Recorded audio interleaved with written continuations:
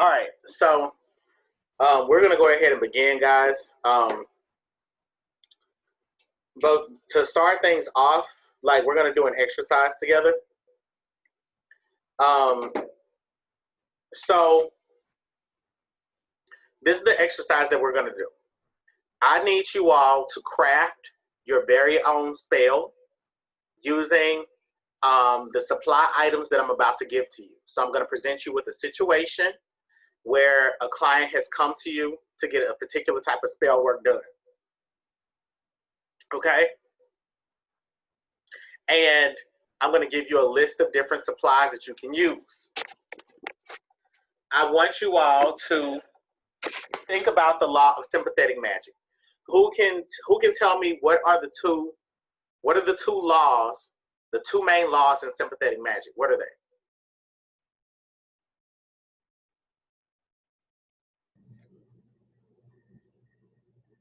You want me? Should I just say it? Yeah, absolutely. Go ahead. Law of correspondence. Pretty. Okay, how are you? Law of correspondence and law of imitation. Can you explain both of those very briefly? So can I ask a question too? Yeah.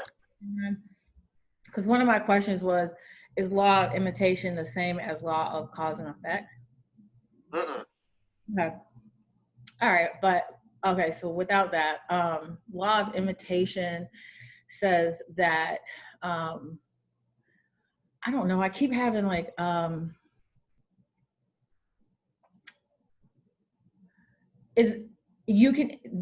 extensions of a person or extensions are the same.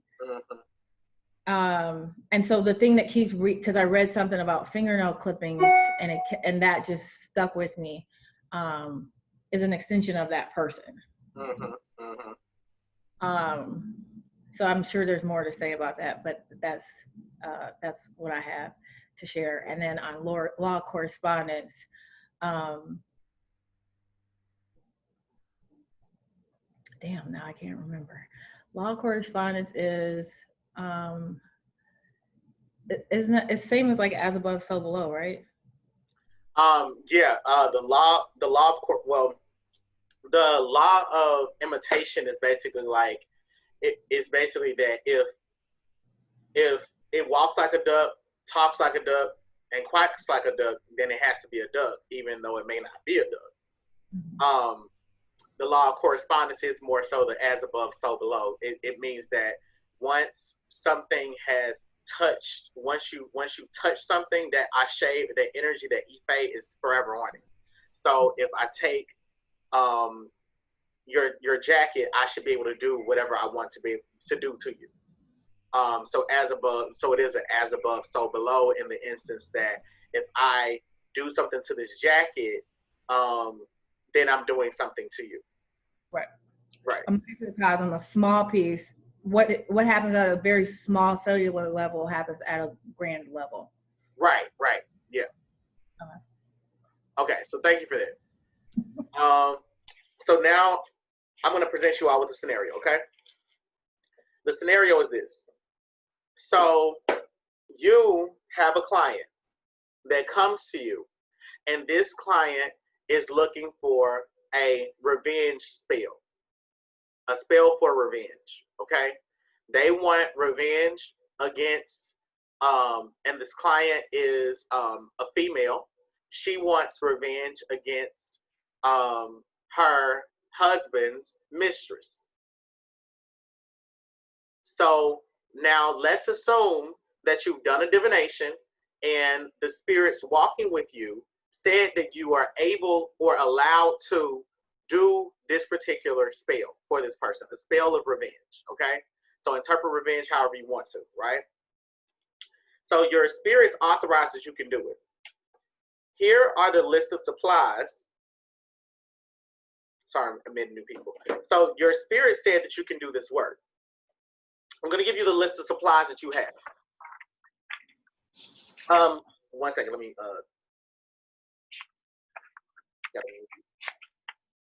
real quick. For everybody that just joined, we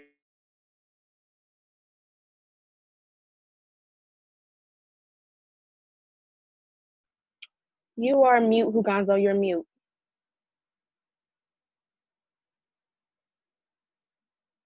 Thank you, L'Oreal. I love you so much. You're like everything. Okay. So, I don't know if y'all can hear me. Y'all can't hear me twice. So that being said, we're working through a simulated magical exercise where we're gonna pretend imagine that a client has come to us, a female. She's about 35. She's been married for 7 years, and she wants to seek revenge. She wants to perform a revenge spell, or she wants you to do a revenge spell against her husband's mistress. Now, let's assume that the divination that you did, you received authorization from the spirits that you walk with to do the revenge spell. We're just thinking of what we could do with the items that are given to us. Now, I'm not the practitioner of hoodoo at Black Spectrum Network. That's Peach Blossom, but I know a little bit about hoodoo. So one of the things that they believe in hoodoo is that you got to work what you got to get what you want. Okay, so I'm going to give you a list of different supplies that you have to use, and remember, you can use the law of correspondence and the law of imitation to help power this spell. So here are the items that you have to choose from. You're given a birthday candle, and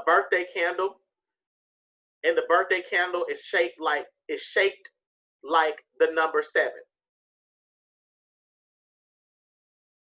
Okay, you have a birthday candle shaped like the number 7.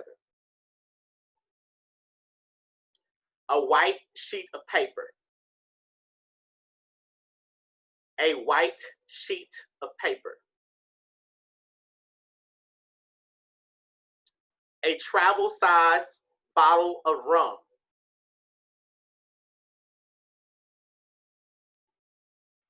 A travel sized bottle of rum.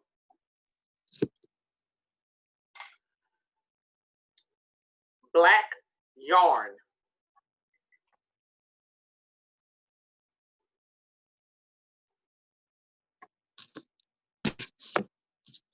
A clear quartz.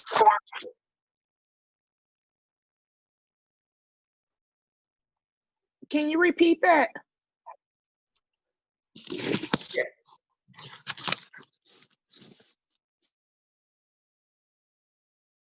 You're muted again, Hugon. So you're going to have black yarn, a clear quartz crystal,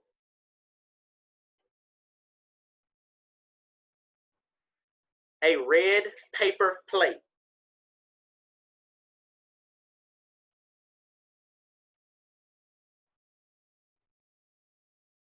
a tea light candle,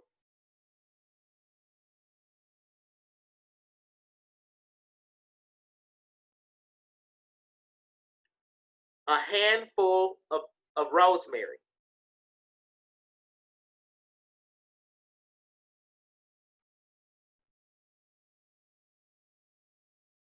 a handful of cinnamon,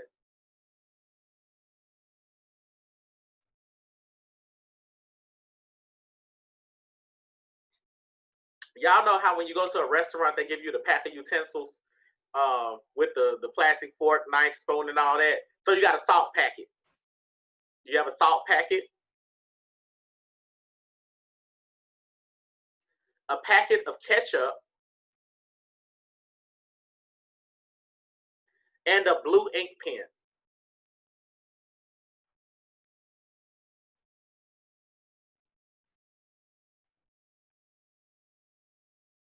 And that's all you have.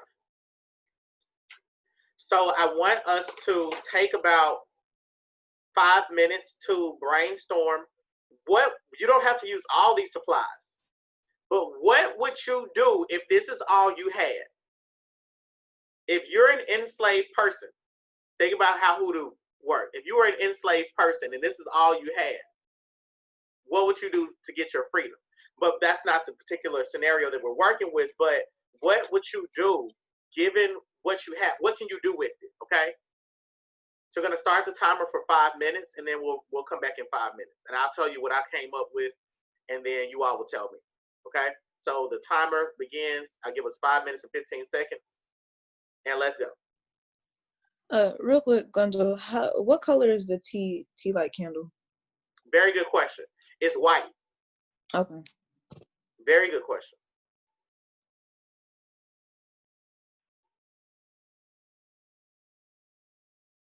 What about the candle shaped as a 7? Very good too. It's white and blue. It's white with the blue trimming.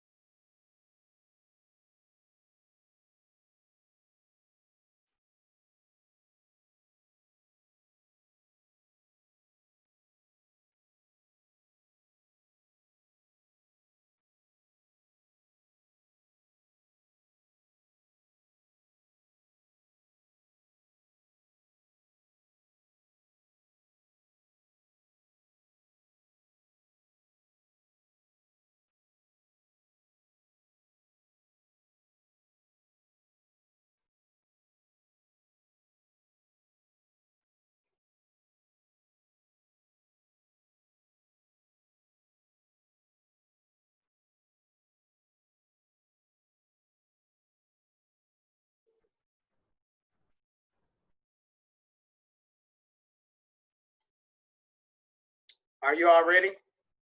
Anyone need more time? I'm ready. I need a little more time. Okay. Okay, I'll give it another 3 minutes.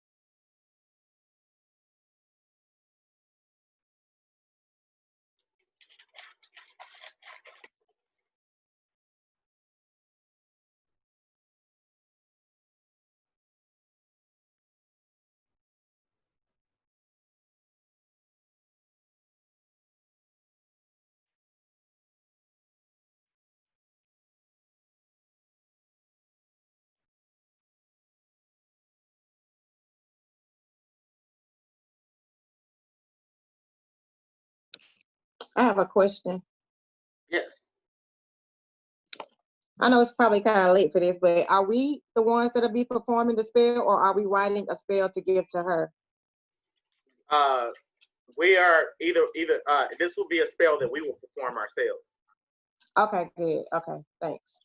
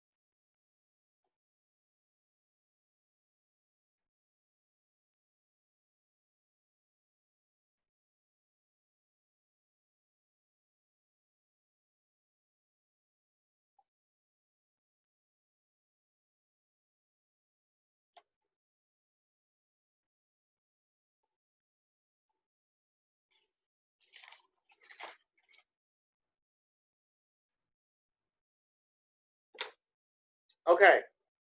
All right. So we're gonna begin. I'm gonna field a few of you all's responses to see what it is that you all were thinking about when you were when we essentially just to really see what it is that you all theorize.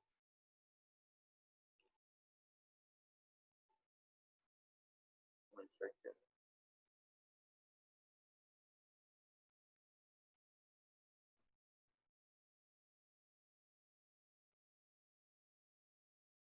Okay, so my spell. So I wasn't thinking about fucking this person up. Even though I got approval to do the spell for revenge, I didn't. I took my own liberty to think about what revenge would look like for this person. So I said that I would take the ketchup and the salt and I would mix them together to create basically a salt ketchup mixture. Because salt is used for protection, I knew I could use it. I can use salt for protection. Ketchup has the color red, so it will add this aggressive nature to the type of protection that can be offered. So I said I would create, I would use that mixture to create a circle of aggressive protection around this person's marriage. I said I was going to take the white paper and I would create paper effigies or paper dolls of all three people that were involved in the situation. I would then program the quartz crystal to bring clarity to the mistress so that she could have clarity about what she's doing. I then said I was going to wrap the yarn around the paper doll and the crystal 9 times, 9, because it's the number of completion and it helps to end relationships. I would wrap it around 9 times to encourage her to be attached to the crystal's mission. I would then create a red heart from the paper plate, and I would make that be a bed, and then I would place the other two paper effigies on top of that red bed. I would dress the plate in rosemary, and I would program the rosemary to keep the marriage passionate and united. I would then place that paper heart bed in that circle of protection. I would pray over the tea light candle dressed in rosemary and cinnamon. I would program the rosemary to help bring about the situation, because rosemary can be used for anything, and I would use the cinnamon to make it happen quickly. I would turn that 7 candle. I would break the end of the 7 off. You know where the number 7 is shaped like this. I would break the top portion of the 7 to turn it into a 1. And so I would turn it into a 1, and I would use that candle to pray that she takes the initiative to leave the marriage alone. I then went on to say that I would leave rum. This is where I got a little bit lazy, but I said I was going to leave rum to the ancestors to power the spell, and also I was going to sprinkle some rum to bless the bed and the candles that were being used. So that's what I came up with. Dr. T, I know you got some shit. Yeah, we have some similarities in what we thought we would do. Really? Yeah, especially the number 9. So I don't really work with crystals. I've got some, and I don't know what the hell to do with them. So we're just going to be there. It's just going to be in the side because I don't use crystals that much. So what I would actually do is I would think about revenge as an idea for the woman to have more clarity of what she's doing and why. So I'll use the birthday candle and take the blue pen, and poke holes in the candle 9 times in order to put the herbs in. And I'll talk about the herbs in a minute. Then I would take the paper, write the woman's name 9 times, 3 times in a row, and then turn it counterclockwise to me, write her name again over it, counterclockwise, and then name her name over it again, right? Then I would fold that paper away from me 9 times, and hopefully 9 times, while I'm praying to have her to gain some clarity, right? After I did that, I would take the rosemary. So rosemary and cinnamon are both fire. Their properties are fire. Rosemary is ruled by, cinnamon's Jupiter, but Rosemary's an air sign, I believe. So I would ask the rosemary to give her clarity and insight, and then the cinnamon to activate it. And I would take those two, put them together, rub them through, and put them in the holes. Take the paper to the birthday candle, and then I would use the black knot, and I would wrap it around counterclockwise 9 times, taking 9 knots right around the candle, again for completion. And I'm going counterclockwise, and I'm trying to get her to, the prayer is to get her to get clarity to kind of rethink the situation, right? So kind of rethinking it so she can get her way out. And then I would sprinkle and I put on the red paper plate, and then I would put the tea light to the side and pray over that, and that's the light for the spirits that I work with to come down. Take the rum, spit 3 times onto the candle, spit 3 times onto the other tea light for offering, keep it there, and then take the cinnamon and rosemary, the rest of it, put it around the plate, and then use that as both the offering and the way to protect the actual candle itself, right? Because if I'm not in my home, I got to make sure the actual spell is also protected and other spirits are running around, right? Then I got a little lazy to light the candle and work that whole thing until it goes down. The whole candle goes down, And the prayer is one that I'm calling upon her to gain clarity and insight because she is bounded. So as the candle burns down, the knots will go away. So she'll unbind herself to think through. So that's what I would do.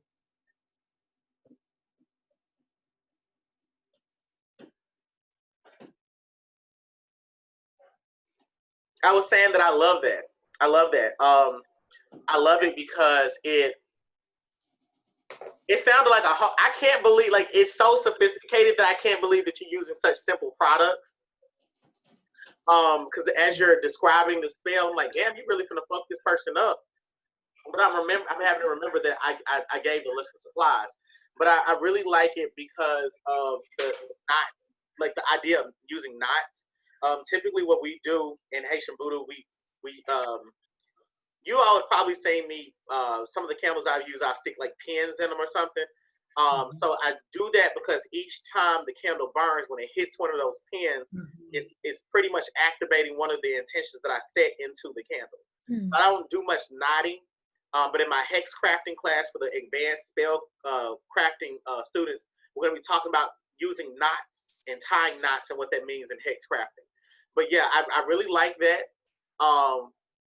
It's something that I didn't immediately think about, and I wish that I had incorporated into my work. And I'm going to make it my goal to start thinking about knotting things. I also am very fond of the approach you use. It's definitely a hex, but it's not meant to harm.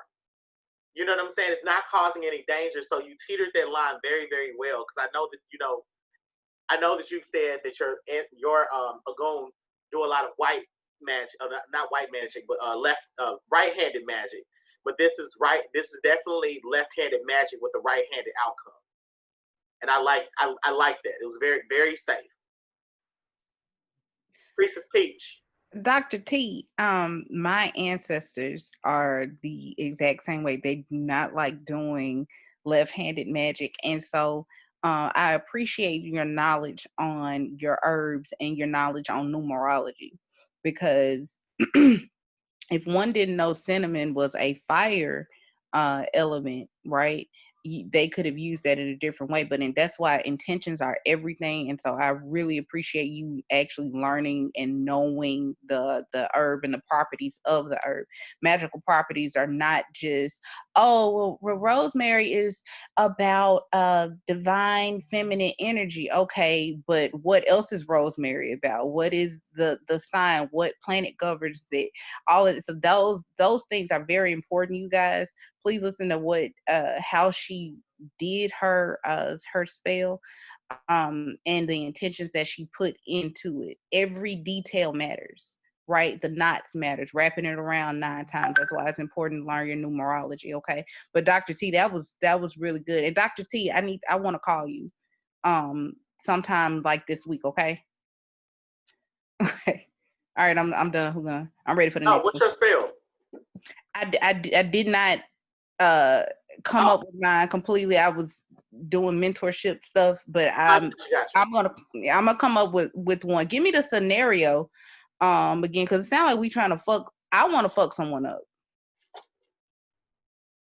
Yeah, the scenario is basically that there's a client who's coming to us, 35-year-old female, been married for 7 years. She wants to hex her husband's mistress using the supplies that I listed. But let's okay. I cannot. Let's move into somebody else while you get yours together. Who else wants to volunteer? I'll go. Okay, Lillian, Okay. and then Dr. Proctor. Andres, did you want to go too? Oh shit. Okay, Lillian and Dr. Proctor. Okay, so I'm a little unfamiliar with some of these ingredients, so I actually asked my grandmother for help. Something tells me that she done did some shit like this before, you know what I'm saying? But she told me to use the birthday candle. Specifically, the number 7 always holds significance with me. So that is one of the main reasons why I would use the number 7 specifically, because I know for a fact that it does represent spirituality. She told me to dress the candle in the salt and the cinnamon. And when I asked her why the salt, she said, what I heard was rub salt in the wound. So she told me to dress the candle in the salt and the cinnamon. She told me to use the pen and the paper to write the mistress's name and to tie it with the black yarn. And to burn it on the red paper plate and to offer the ketchup and the rum as offerings to my ancestors for the work being done. She told me to say a prayer for revenge, or, you know, just to go ahead and say whatever the prayer that I was going to say in order to hex this person, to let them know what it is that needs to be done. But bottom line is, it looks like she was trying to fuck this person up. That's what I'm saying here. Okay. Okay. Very good. So what I'm noticing, what I really like about this is that, first, you have for you to be so new, you have a very finely tuned gift of mediumship for you to be able to tap into your grandmother in that way. Most people are seeking to work with the deity, but here it is that you are allowing your grandmother to be the patron spirit that is speaking through you, and that is impressive. That is, Thank you. Those are some of the early makings of a very great spiritualist. Because not a lot of people are intuitive, but not everybody has the gift of mediumship. And so I believe the instructions that you were given. I like that your spell is informed by numerology. I'm also quite fond of the idea of giving the rum simply as an offering, as well. I didn't immediately think of that for myself, like, you know, in terms of powering the spell. If this is hoodoo, what will they accept to get this work done? You know, I didn't consider that. So that's a major faux pas that I wasn't even thinking about. But we all know that when we're doing magic, we need to think about, you know, who's doing it and what are they getting it, you know, what have you paid them or fed them to get them to do it. Very good. Hold on, somebody's trying to get into the Manze Friedo's trying to get into the, I messed up her name. He's trying to get into the chat. Okay, thank you. And that was Lillian, right? That was Lillian who just did that. Lillian, I love. Okay, so I'm all about the ancestors, okay? Because if we're doing hoodoo, baby, that is who is powering our work. So I love the fact that you did talk to grandma. And please don't think everybody can do that, because they cannot. Okay. Don't let that scare you. That is a divine gift. Okay. And you should call on her more. When you're doing spell work, you should call on her guidance. It seems like she knows what she is doing. Now I heard most of it. It sounds really, really good. I would encourage you to learn more about your colors and know what they are for. You can even go as deep as this, learning your colors and associated with certain planets, right? You can, so if we're thinking about the color red, you can associate with the color Mars. Well, what does Mars govern? Mars govern war, right? Destruction. Right. We can think of the tower when we think of the Mars of Mars, right? And so you can associate that with the color red. So you can use that color to create chaos, right? Right. You can use that color to, but you can also use the color red as courage, love, and passion. So it's about our intention. So I want you guys to look over your list. I know that you have made your spells, but dig deeper into each tool that we're using. Dig deeper. What else can you pull from that? How else can you make that more powerful? That is how you power your spells. You have a great mentor that I know have taught you the science of things. Okay, so look into each. Look into that blue pen. What does blue mean? You know what I mean? What does blue represent? What could you associate the color blue with? And I'm not just talking to you, Lily. I'm talking to everybody. What can we associate the color blue with? That's when I mean dig deep into those, because if that's all you got, that's all you got. I'm telling you right now, I'm using that cinnamon to get this hoe up out of here. But it was real good, Lily, and I liked it. Thank you.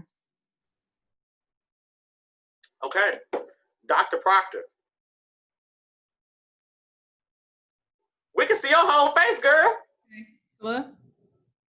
Okay.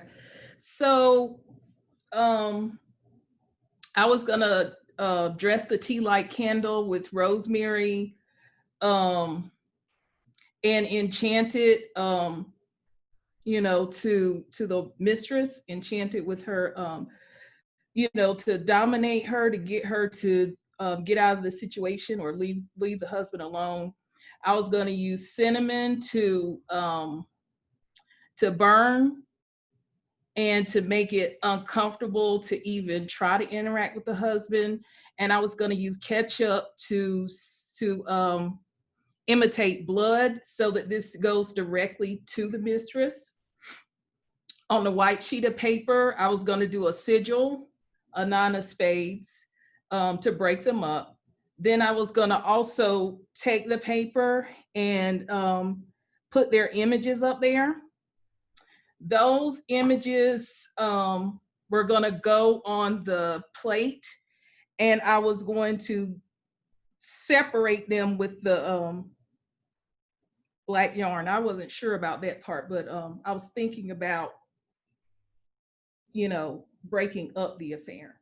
The crystal, I was going to enchant it to make her leave or to clear her out of their marriage.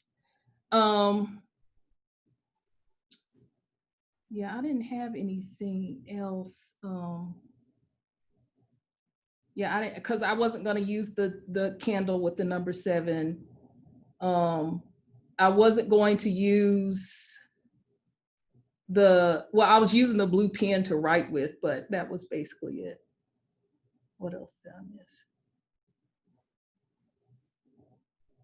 Yeah, that's it. Okay. No, first of all, I was like, now I know Dr. Proctor can fuck somebody up. Okay, I knew that. The main ingredient should have been emotion. I was just playing, but no. I liked how you were using the law of imitation. The red ketchup could be used to symbolize blood.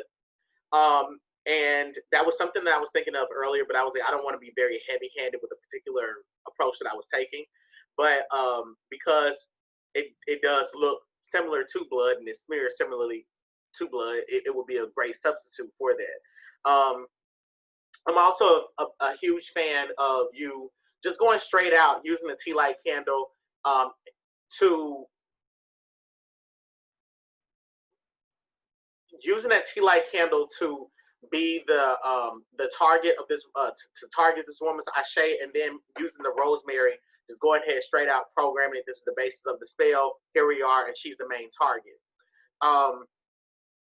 And that's mainly my critique. I mean, I think that it's a very, very good spell. I don't have any ways of going deeper.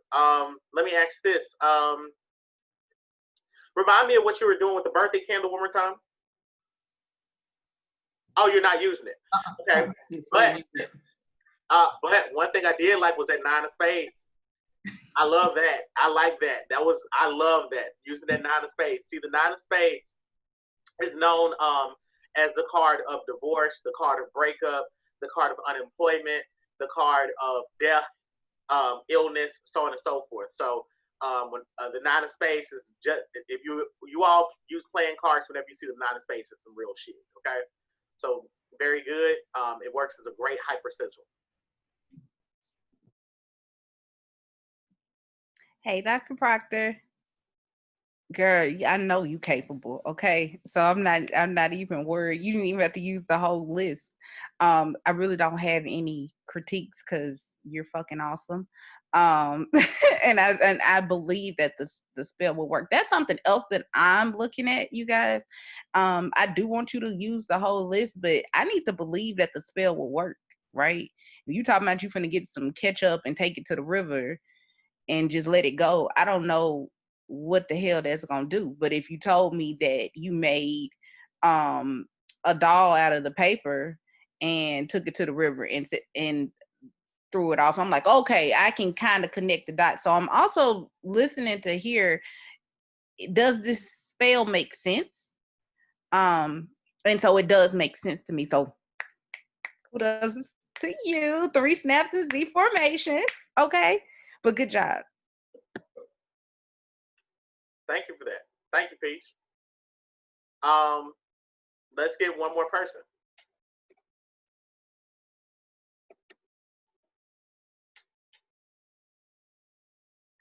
Do I have one more volunteer? I'll volunteer. All I'm right. not sure yeah, we got a how. new student. Yeah, new student. Come on. Oh, look at Maz, how Frida look. Look at her. Come on, Frida. I see that Frida in you. All right. Yes, Alicia. I'm not sure how sophisticated this spell is, but let's see. So I decided to take the sheet of paper to set up an altar for my ancestors and give the room for offering.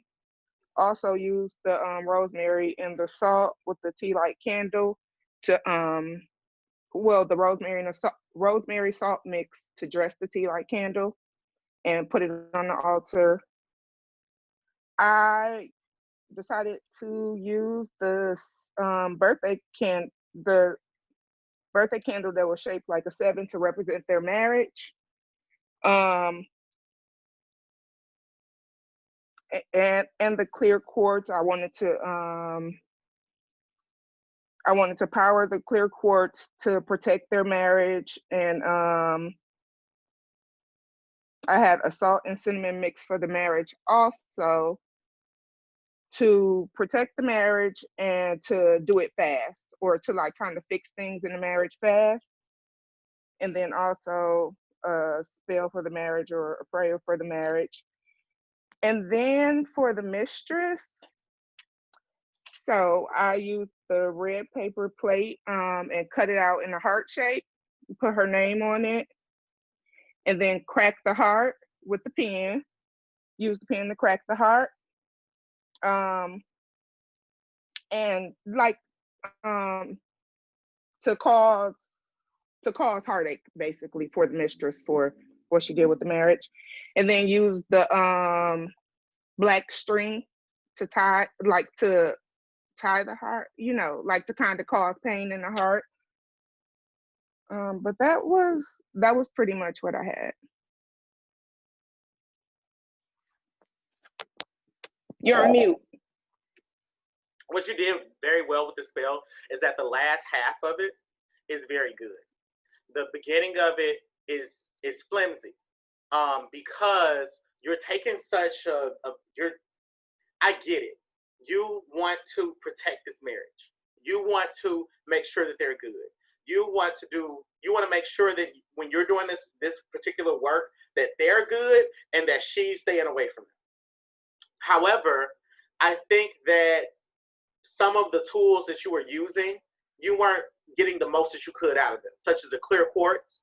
I think that to program the clear quartz for protection, clear quartz is, and you all may not know this, but the clear quartz is to help bring clarity of mind, right? So it's more important because when we want to think about word, if we want to think about sound, we think about words, and then those words have power. Sound, word, power. So thinking more intentionally about the words that we're using, we want to be more specific. I want to give the male or the husband in the situation clarity of mind, because without him having clarity of mind, the marriage can't be protected, right? Just jumping straight to clear quartz protection is such a huge leap that the universe may have to work overtime just to get that particular job done. Okay. And it doesn't make the most logical sense. And in addition to that, if you are trying to cut corners by using that particular item for that purpose, you'll expect it to happen quickly. When you do a divination, you might find that the spirits actually take the route where they are trying to give the man peace of mind, clarity of mind, and the woman says, well, I mean, he said he's thinking about the relationship or the marriage, but it don't really seem like he is because he's still texting her. And it's like the clear quartz is helping to bring him clarity of mind, but you programmed it to protect the marriage, and she thinks that this clear quartz is just going to produce some immediate results when you need that clear quartz to produce something that's more gradual, if that makes sense, so that you can track it. And that way you can, yes, it makes sense. The person has belief that the magic is working. They don't think it's just going to be one straight shot. Okay. Mm-hmm. What you did very well was at the end of the spell with the heart, trying to pierce the heart tying it together, bringing that heartache, bringing pain. That's when I was like, yeah, get that bitch. You're doing that. At the beginning of the spell, I was like, she's going very light with this. I don't think that she's as skilled as I don't think that she's integrating the law of sympathetic magic as deeply as she needs to.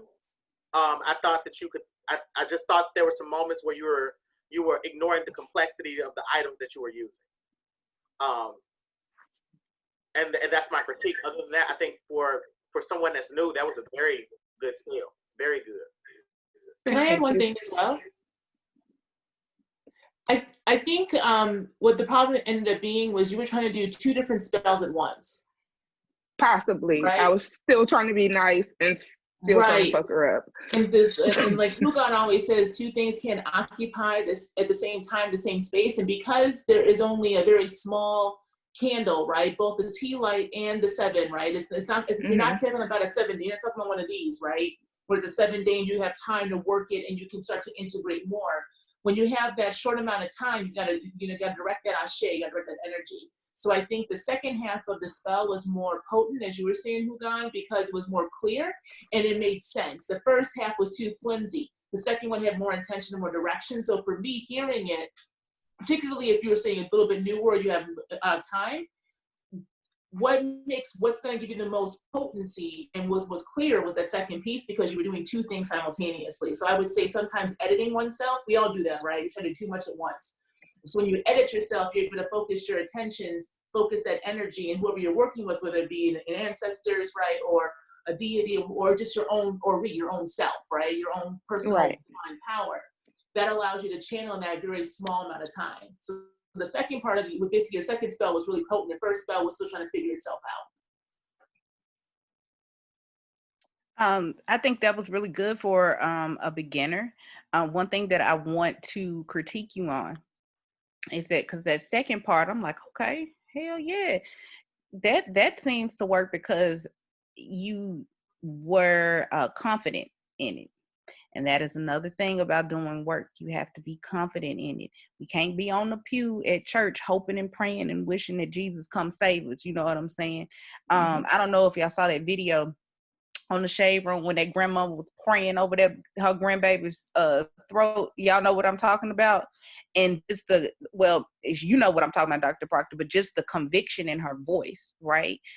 Made me believe that the demon that cough ain't messing with her granddaughter no more because of how she knew it. So when I do my, when I share my spell, you'll hear the attitude in my voice. Just imagine T.D. Jakes giving a spell, right? T.D. Jakes can go up there and say some bullshit, but guess what? You're gonna believe it because of the way he says it. Okay, so I want you're gonna gain confidence by knowing what you know and knowing the science behind things, but also know that your intention, the inflection of your voice, the intention makes a huge difference. Okay. I think you did really good. As you learned during this course, girl, you at the end of this course with Hugonzo, girl, you're going to be able to flip this spell all types of ways, okay? All types of ways. I'm ready for this to share my spell, y'all. Hugon, can I share my spell? I can't hear you. Okay, I can. All right, y'all ready? Because I'm going to fuck her up. Because I'm doing 2 things. I am married, okay? And bitch, you got me fucked up. So one, I'm going to give this girl an STD. I'm giving her an STD with cinnamon, right? Why cinnamon? It's because cinnamon, right, as we know from Dr. T, is a fire herb, right? I want her pussy hot, baby. I want it to burn every time this bitch pee. I want it to feel like this bitch got cinnamon on her vagina. Do you hear me? Y'all feel me? You feel me knocking? Well, let me in. All right. And the cinnamon is ruled by the sun, which is also her ego. So you're perfect. That's what I'm talking about, Dr. T. Always have my back, okay? And when I'm doing this spell, I'm going to call Dr. T and be like, Dr. T, this is what I got, girl. This is what I'm thinking. And I'm going to hit her up. That's the importance of working in a coven. That's the importance of not being alone with. Y'all get what I'm saying? You see how Dr. T just helped me? Okay, come on. All right. So I'm gonna tear this white piece of paper in half because I'm gonna use the other half on the other portion. But I'm going to write my petitions. Now, what am I writing with? Obviously, I'm writing with that blue marker. So I can associate the color blue with sadness, right? Elvis Presley got that ugly ass song talking about he's so blue, right? So I'm gonna associate this shit with sadness. You gonna be sad as fuck because you got burnt, bitch, and your fucking pussy burning every time you pee, okay? And I'm cursing because I'm nasty with it. You feel what I'm saying? This is a nasty spell. I'm cursing because you see this dark lipstick. I got dark lipstick on because I'm cursing this girl. Do you see the intentions and everything? If I didn't want this girl to know who the hell I was, guess what? I probably also covered my face when I did it. So she couldn't see me, right? She can get a reading, but bitch, you ain't gonna know who did it because I got my face covered. Let's keep going. Let's keep going. All right. So I'm gonna use the 7-day candle for this bitch, and I want to cleanse it with the rum, okay? Because it's all I got. It's all I got. If I had some water, I would put the salt, mix the salt with the water, and cleanse it that way. But he ain't give me no water, so we gonna use the rum, okay? We gonna use some of the rum. We're gonna cleanse the candle. Now I'm using the 7-day candle because I am going to ask the moon for her energy. The 7 can also represent the 7 phases of the moon, right? So if I wanted to use the full moon energy, as we know, the full moon is an all-purpose moon, right? So I can use that to banish, to bring together, to bring things to me. Okay, and I'm gonna ask the waxing moon, right, to bring her pain, bring her more STDs, bring her yeast infections, bring her bacteria vaginosis, bring her, you know what I'm saying? If I'm using the waning moon, I'm asking to the waning moon to remove her, okay? I'm asking this candle, this 7-day candle, use all 7 goddamn phases of your phases, okay? Because we gonna fuck this bitch up. And I'm cursing that when I get to the marriage, I'm gonna be all sweet and shit, but it's nasty right now, okay? So now I'm dressing this candle with the cinnamon. Now I'm gonna use the ketchup on the candle to create chaos, right? So remember we were talking about using color. All right, so I'm thinking about Mars, right? And I'm gonna say, all right, Mars, I'm gonna enchant this ketchup to create complete chaos in this bitch life. I hope everything around her, like her pussy, burns. You feel me knocking? Okay. All right. So I'm gonna light that bitch, and okay, it's the tower. So let's talk about the marriage, right? So I'm gonna get my tea light candle and I'm going to anoint it with the rum, also giving the ancestors an offering. Okay. The second thing I want to do, and here's where I messed up, y'all. Before I do any of this, guess what? I'm offering my roots rum, because if I want the roots to work for me, I have to offer it something. And so one of the ways that we can offer roots an offering is by rum. Okay. So don't get too happy with all the rum that we got. We only got about this much. Okay. But we can do a lot with this much. All right, what else did I say? I done gave my offerings with the rum. I done cleansed my candles with the rum, and even gave an offering to my ancestors with the rum. I'm going to be using the tea light candle now. I'm going to put the tea light candle on top of the red paper plate. Now, and I like what Hugon said, using it as a bed, but why am I using the color red? Passion, love, lust. You feel what I'm saying? So just like I use chaos to fuck this bitch up with the color red, I'm gonna switch it all up. So, baby, I want them in love, baby. I want him craving her. Okay, I need them hot and ready like Little Caesar's pizza. Okay, you feel what I'm saying? All right. Now, next, I'm going to also use cinnamon. Just like I heated that bitch pussy up, I'm gonna heat their bedroom up. I'm gonna bring some spice to that red and cinnamon. If I had some red crushed peppers, like if I had just ordered a pizza, okay, from Pizza Hut, and I had a packet of red crushed peppers, guess what? I would use it to burn the mistress, but I'm gonna also use it to bring fire to that relationship, to bring back the passion. The thrill is gone, not with that red crush. Hell no, that red crushed chili pepper. Baby, I'm spicing it up, but you can do the same thing with cinnamon, okay? Now I'm going to also dress that bed and that candle with some of the rosemary. Why am I using that for rosemary? I need to make his wife more desirable. I need her to tap into her divine feminine energy. I need her to use her feminine power to make herself attracted to her husband. What does that mean? If her husband, want a wife that cook and clean, and do only what wives can do, just cater to her, I need her to tap into that. She might not want to do it, but I need her to tap into it because I got to keep this man around. All right. I missed something, y'all, but I'm gonna keep going. So I'm gonna use the salt to purify the marriage. So I'm gonna dress the candle and the bed with the salt. I'm asking the salt to cleanse and purify the marriage.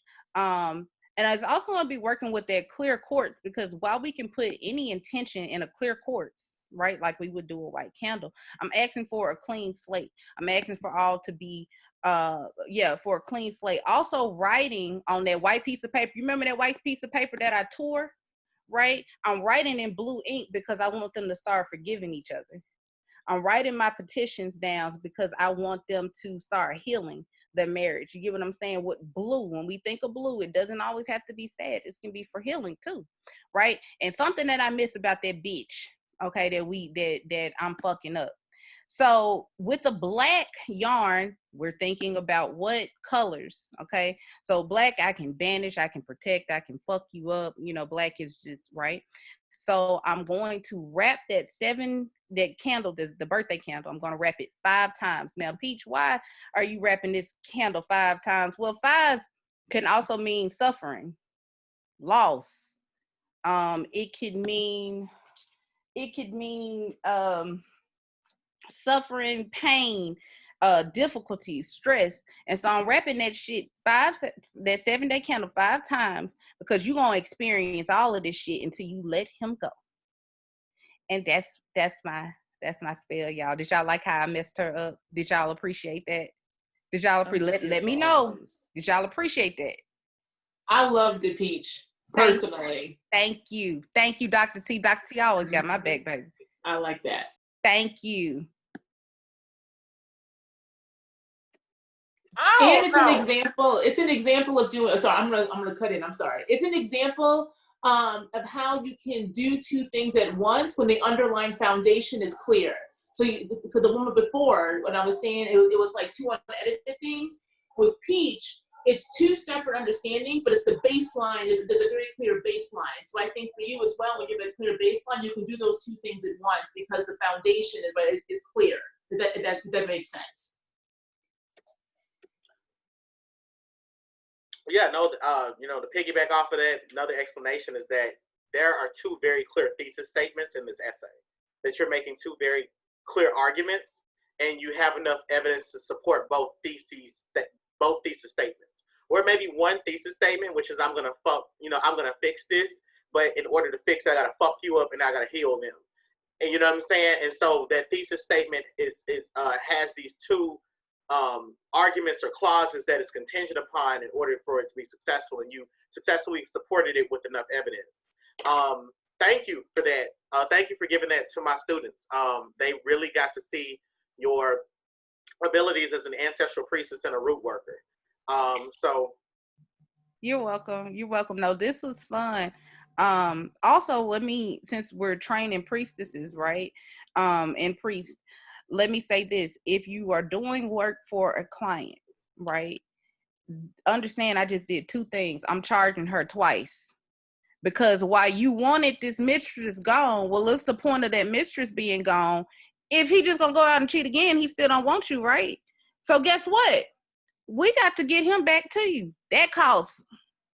And it ain't all about the money, but you're gonna pay me. You feel what I'm saying? So sometimes I'm gonna tag you in, Dr. T. Sometimes a client can say, my husband's cheating on me and I want this girl gone. Well, okay, that's easy. I can get her gone. But what's gonna happen when the next pretty thing with a skirt come around? If I'm not fixing your marriage, ain't no point of getting this girl away from you. You feel what I'm saying? So like, don't sell yourself short if you have to do work on a client, because I just did 2 different things. That's and if I was being sophisticated and I'm using a deity to create chaos, right? And then I'm also appeasing my ancestors. You got me working with two different things, boo. So money talk, bullshit. What walks? So, again, Priestess cuss a lot. Priestess was in the military. I curse like a soldier. But when I'm doing something nasty, when I'm fucking somebody up, I'm using all them. I'm burning Mac. Okay, I'm saying all the F word, shit, hell, all of that. When I'm doing something nasty, I'm doing something positive. And when I'm bringing a marriage together, I want to put on my sweet voice. I want to put on, you know what I'm saying? Those things, man. I want to put on red lipstick because, baby, we finna spice this thing up. Intentions to everything. Go ahead, Dr. C, because I'll keep talking. Go ahead. No, I'm saying that's absolutely right. And this is where you have to be, even for you all, when you're yourself asking questions and doing work, you gotta be very specific, because my spirits, if you don't ask, we ain't gonna give you nothing else, right? So it was very clear. You said you wanted to have the woman gone, so this is why she's gone, right? Because the next thing you'll do, if you ask more of my spirits, they'll talk about you, right? What is wrong? Like why, how are you or so? That's a whole nother working. So I think it's really important, if you decide to work with other people, to know your spirits and to know what the limits are for them, because Peach did do a 2-for-1, right? So she's going to charge for that. My spirits ain't got time. They don't even give a damn about the marriage to begin with. They're just going to do it because they can be done, right? But after that, y'all got to work that out some other round. If you want to work it out and come back to me, then we'll work with that. So when you get to know your spirits more, right, and how they work, and it took me a while, it took me about a year working with Hugon to really understand in my Baba, how do my spirits work. So I'm saying don't overdo, do what your spirits tell you to do, and then charge appropriately. Then as you grow with that. And then I also do have to go. I'm so sorry. My kid is literally here in underwear and telling me to go. So I wanted to say thank you all for the time, and I hope you have a great rest of the class today. All right, Dr. C, I'll be reaching out to you. Bye. That sounds good. See you later. Okay. Thank you so much, Dr. T. Thank you so much, for real. Like, y'all just, well, this is Black Spectrum Network. This is why on the Chilling Adventures of Sabrina, they should have called us. Ain't that right? Show should have, because they wouldn't have fucked us up. And I don't like the fact that they killed that Black Mumbo, because we know that shit wouldn't have fucking happened. Period. But I say, Lento, you got anything to say about that?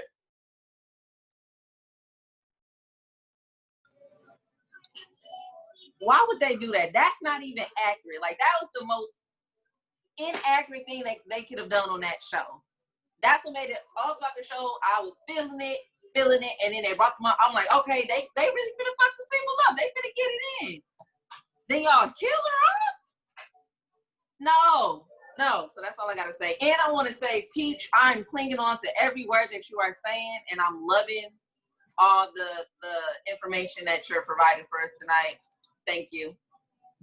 I'm in awe right now. I'm gonna learn your name so that I can address you properly. Because I keep wanting to say Simone, but I'm gonna get it right, okay? Correct me when I fuck it up. But you are welcome, honey. You're so gorgeous to me. Oh, you're so pretty to me. Priestess, Peach Blossom. So you always work with the duality of these materials. Say that again. Whenever you have this supply list, do you always work with duality? Yeah. Okay. So yes, I do. And who do we work with? What the heck we got, right? And so I'm basing this off of this list. We working with what we got, but I took every ingredient that I saw, and I'm like, okay, so what can I make this one ingredient? And I think that's what helps me. I can make cinnamon, get this girl a STD, make a pussy burn, but I can also use cinnamon to spice up her life. And so if you go through each item that you have, each ingredient that you have, and literally write down what is this good for. Literally investigate. I try to tell people when we're teaching tarot, squeeze that one card with all the information you got, right? Squeeze it out. So do the same thing with your ingredients. So if you're looking and that's all you got, well, okay, so I'm working with a few things. So I want to take advantage of it. I want to get all I can out, because if I got a handful of cinnamon, I can do some you know what I'm saying? So I'm gonna take half of it. I got that white piece of paper. Well, I know I'm gonna write intentions. I'm not gonna make no doll with no paper, because girl, that would frustrate me. So I'm just gonna tear it down, and I got a blue pen, so well, the blue pen, I'm gonna make you sad, and then I'm gonna make them forgive each other. You know what I mean? So that's how I came with that, Dr. Proctor. But at the same time, I just want the students to look at each item that you have and write out what all is good for. I don't care how long it takes you. If it's blue, write down everything that you can think of that's blue. What does blue represent? Period. You can say blue represents goddamn Zeta Phi Beta, and they represent doves. Okay, so I'm gonna use this blue ink to get this dove to fly. You see what I'm saying? Just connecting it. So I hope that answers your question, Dr. Proctor. Okay, good. Miss Peach, I have a question. I'm learning more about the business aspect of this kind of work, as in like doing this for other people. And what stood out to me is the fact that you said that doing two separate things, you're going to charge for two separate things. So would you mind me asking, how much would you charge to even do work like that for someone? Girl, okay. That's a good question. Well, one, Lillian, I want to tell you that you need to charge what your ancestors say charge. Okay? Don't think that I charge people based off my ego. Right. I charge people based off the work and based on what my ancestors charge. Now, with that being said, I like to consider myself as a reasonable priestess. And sometimes people need work done that they can't necessarily afford to do. So sometimes the ancestors will mess with them. But again, that's if I decide to bother my ancestors with it. Right? So if I'm doing separation work, depending on so if I'm using needles like Hugonzo, and I got to go get 2 black candles that look like a man and look like a woman, and I'm dressing it with all this stuff, girl, I can charge 500 plus, because I got to pray on that candle every day. You understand? Right. I got to put my ashe into that candle every day. But again, let your ancestors tell you what you would need to charge. Also, I would definitely suggest talking to Hugonzo one-on-one about that, because you don't want to get over your head, right? So if we're just using our ancestors, which our ancestors are very powerful, well, if somebody goes to Hugonzo with it, well, Hugonzo works with the Loi. So Hugonzo is going to be able to charge a lot more. So again, don't let your ego get in the way. Now, if I'm doing work to bring a couple together, well, if it's just candle work, maybe have a set price for candle work. If you are, and it also depends. So if I'm going to a church to get some dirt, and using my candle work because I want to bring holy matrimony, right? Well, I gotta put gas in my car. I gotta take time out my day. I could be sitting at home watching Lion Kings with my babies, but I'm doing shit for you, right? If I go to the graveyard and have to get graveyard dirt to do the separation work, you know what I mean? So it's different levels to it. These people are not going out getting your candles. These people are not going out to that graveyard. These people are not, they are paying you to do the work also. So keep that in mind with your pricing. But also I would encourage you to make sure that your clients do work as well. Don't put all of the responsibility on you. If they want to do it, it's going to make it more powerful when they do it as well. So even if you ain't did nothing but gave her a Psalms 45 to bring her marriage closer, right? If you gave her Psalms 109 to pray on that bitch every day, tell her to print a picture out of the bitch and look at her in her eyes and say 109. You give her work too. But understand that all of this is knowledge, and knowledge is power, and knowledge is money. You feel what I'm saying? So you charge by your experience, you charge for what your ancestors say, you charge for the inconvenience because you could be doing anything, right? But do not let your ego take over. Ego fucks a lot of people up. Okay. I hope that answers your questions. No problem. Anybody else got a question? Anybody else want to talk to Priestess? Don't be scared. Don't be scared. I ain't gonna make none of y'all coochies burn. I promise. I promise. Who guns? I don't think they want to talk to me no more. All right. Did anybody want to say anything? Anybody? Okay. Can y'all hear me? All right. We're gonna go ahead and get into our candle magic spell. This spell that we're doing is just to help us set our intentions for the course. Okay. So some of you all, the new students, you all have begun classes already. And if you hadn't been introduced to the information that I gave you all in the videos, then you wouldn't be able to keep up in this particular class session, right? And so I'm gonna walk you all through the steps of doing the simple candle magic working. Some of my students that took the white candle magic class with me, you're gonna see me skip a couple of steps because I gotta teach them the white candle magic, okay? But nevertheless, I wanna go ahead and get into everything. Okay, so one of the first things that I want to, so for my students, my continuing students, this is simply just a refresher. For new students, this is kind of like, well, you know, I may run through something way too quickly, just let me know. But the first thing that you all need to know, now some people say that the 4 elements really matter in a spell. I really do think they matter. The 4 elements: water, fire, air, water, fire, air, and earth. And they say that those 4 elements need to be integrated into any spell that you do. Now, rather than the 4 elements, I try to say, well, let's focus on appealing to the 5 senses. That way we are still working with all the elements, right? So I'm sure you all remember, I'm sure continuing students remember this. We use a divination so that we can see. We use music, which is air, so that we can hear. We burn incense, we burn sage, so that we can smell. We drink water, or we drink some type of alcohol or some type of spirits so that we can taste. And we feel everything. We're going to be touching everything. So we feel everything.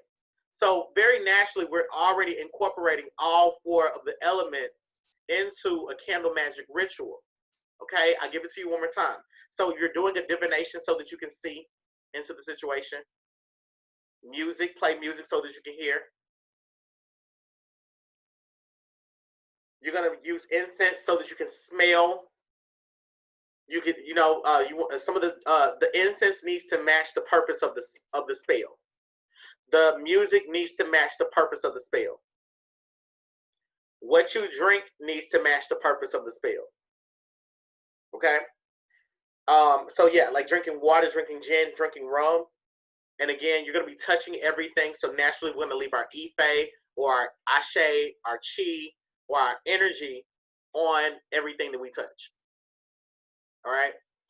So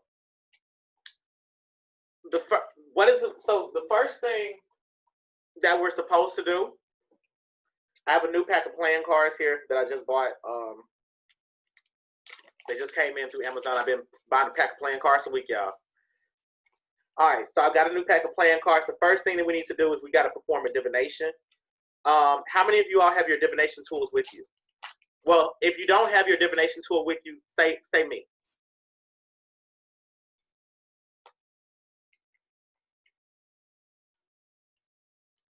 Okay, everybody has their divination tools with them. So what we're gonna do to start things off, we're gonna do a simple 3-card divination. To see, well, first I want you to think about what are your intentions for the semester of the mentorship, and then I want you to do a 3-card divination to see if you should do a candle working to match those intentions. Is a candle working required?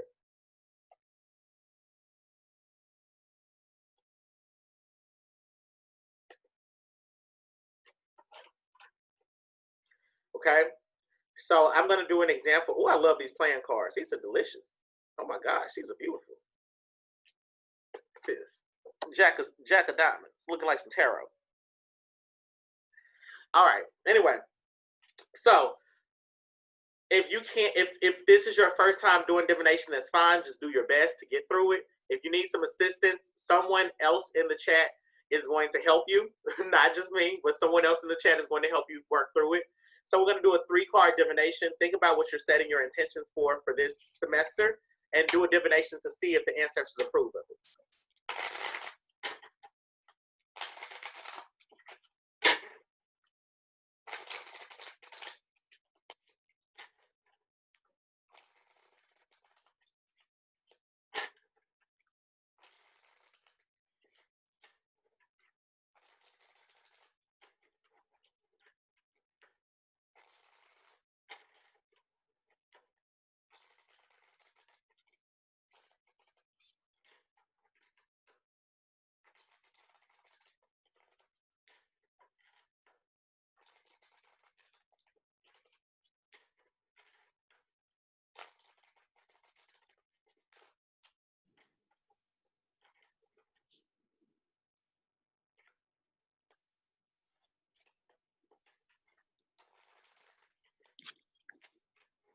What am I?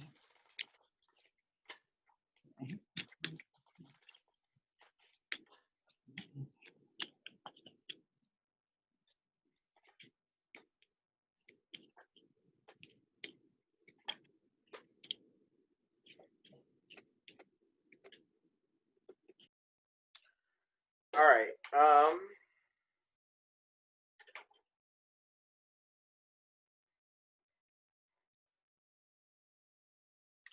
So I'm gonna, while you all are doing your divinations, I'm gonna tell you what I've received.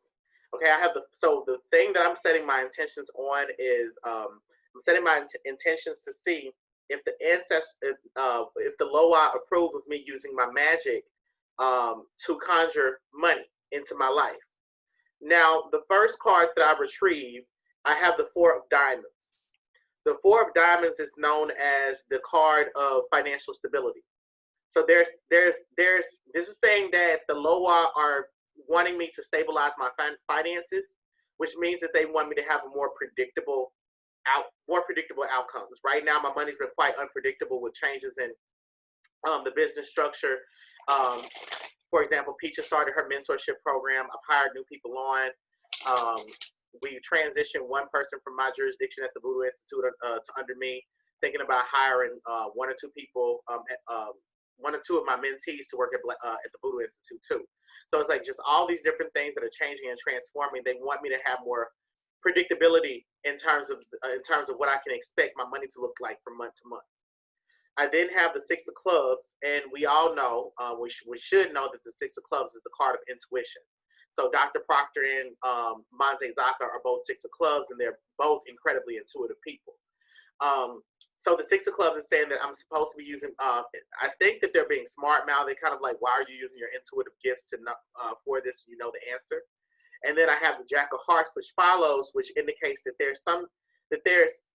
saying that I'm giving away too much for free. And they're saying not only do you give away too much for free, they're saying that let me see what I'm giving away. What am I giving away too much of for free? Because I don't know. So I'm going to clarify. I have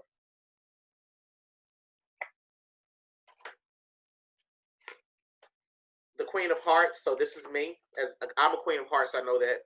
Queen of Hearts, the 8 of Hearts, and the 9 of Spades. Okay. they're saying that right now I'm too focused on people pleasing right now. And I'm not charging what I need. I'm not charging people what I need to be charging.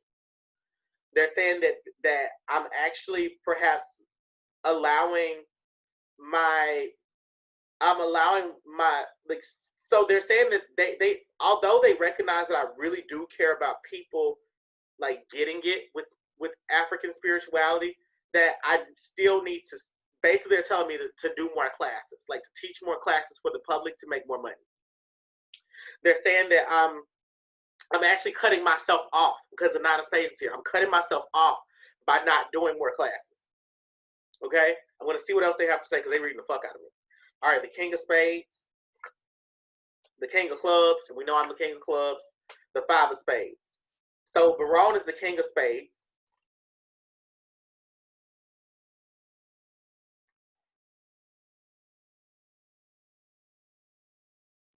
I love this deck. I do as well. Oh my God. And I'm the King of Clubs. And so Barone is coming through to speak to me and say, get to moving. Like something has to change. We have the Five of Spades here. So he's saying, get to moving, something has to change. You got to start taking action. The five indicates changes. The spade indicates actions. So change the way that you're behaving. You know what you should be doing. You know what you should set the spell up for. And so there's some approval here, and magic is required. Okay? Is there anyone who wants me to help them with their divination? Do not be embarrassed. This is the place to get help. A lot of people want to get better, but this is where you get better. Yes, No, so what did you say? Oh, I'm sorry. Go ahead. Who is that? Christina? Yes, it's me. Yes. Okay. Sorry, let me try to put the. You're fine, Priestess. Hey, it's my first time seeing you. I know. Sorry, I have my kids here, but my baby is sleeping now, so I'm available completely. So I got the Queen of Cups, the Page of Cups, and the King of Wands. Okay. Queen of Cups, Page of Cups, King of Wands. Okay.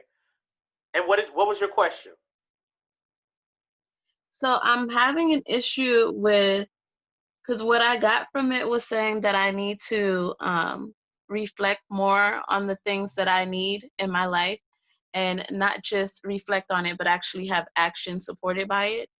But I feel like the cards are telling me more that I don't understand what it's saying. Okay. I'm sorry, what was her cards, Hugon? What were your cards, Christina? Queen of Cups, Page of Cups, and the King of Wands. Okay. Go ahead, Hugon. Okay. So your reading is quite accurate. Your reading is incredibly accurate.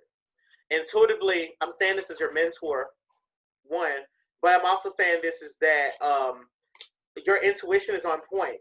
Here's the issue, however. The issue is that you don't know what to do with the information that they're giving to you in the context of the question that you're asking me. It's like, so what are my instructions? Is this like, are you giving me approval to do this or not? Mm-hmm. When these things happen, okay, when these things happen, whether you're reading for a client or you're reading for yourself, it's to be assumed that you got an approval that said yes. Yes, you can do it. Yes, you need to do this work. But if you do this work, here's where you can expect some resistance. You are going to be the problem. Okay. If you don't see things playing out the way that you want to, when you do this spell, every time that you do a reading, that Queen of Cups is going to pop up, the King of Wands is going to pop up, the Four of Swords may pop up, something to indicate that you're not acting on what it is that you feel. And so what you're going to, and perhaps you may even need to ask yourself, you maybe even need to clarify, are these things that I need to give up to make the spell successful? Mm-hmm. So, Priestess Peach, sorry. And you're good. You can call me Peach, of course. Now, what I took from it, with the Queens of Cups representing you, you have to feel, right? So when you're doing this work, the Queen of Cups, what do we know about her? We know that she's you know, a nurturer, a mother, but she's all about feeling. Okay, you want to think about the moon when we think about her, or Cancer, right? And so the Page of Cups also lets me know, they're telling you it's not enough that's only one part of doing this spell. The King of Wands is letting me know that you need direction. You need to be intentional with your behaviors. You need to fire off on every cylinder with this. You can't be like, oh, well, my intentions are good. I feel like this is going to work, or you can feel, but what does the Bible say? Faith without works is what? Dead. So the King of Wands is instructing you, if you ask me intuitively, excuse me, I hear my 1-year-old in the back. But if you ask me intuitively, they're saying that your heart is in the right place, your intentions is in the right place, but you need action, you need direction, you need an agenda, you need to be assertive, intentional about our behaviors. Okay, that's what I took from it. But also understand that that's not me saying that Hugon is wrong, and that's not me saying that you are wrong. It's just how we look at the cards. You get what I'm saying? So guess what? You just got 3 readings from that one reading that all basically mean the same thing. Yes. Okay. Thank you. Thank you, All right. Priestess. Anybody else need help? Wait. Well, Christina. Oh, sorry, Hugon. No, it's fine. We're gonna do Andress, and then we're gonna do Dr. Proctor. Before we get to Andress, Christina, is there anything else that you wanted to know, or is there anything else that you wanted my interpretation on? No. That's exactly along the lines of the way that I was thinking, but I'm always second guessing on what I'm feeling and what I see. Can't do that. You cannot second guess. You need to meditate more. And the reason I'm telling you to meditate more is because when we're meditating, we're listening, right? You need to clear your mind and let it flow. So sometimes a lot of people like mess themselves up because they're like, oh shit, did I say that? Okay, let me try again. And you done messed up the connection that you had. Let it flow.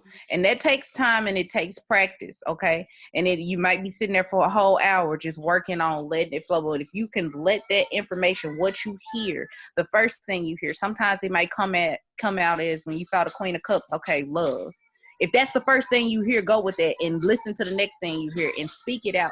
So literally when you're doing your readings, look at each card. Remember I was talking about squeezing that card? So I want you to look at each card, and if you got to write down everything that you hear, I don't care how crazy it sounds, write down everything that you hear. Do not second guess that. And then look at the cards and like, okay, so this is what I heard when I got that card. Then start using your intuition also with your common sense. You get what I'm saying?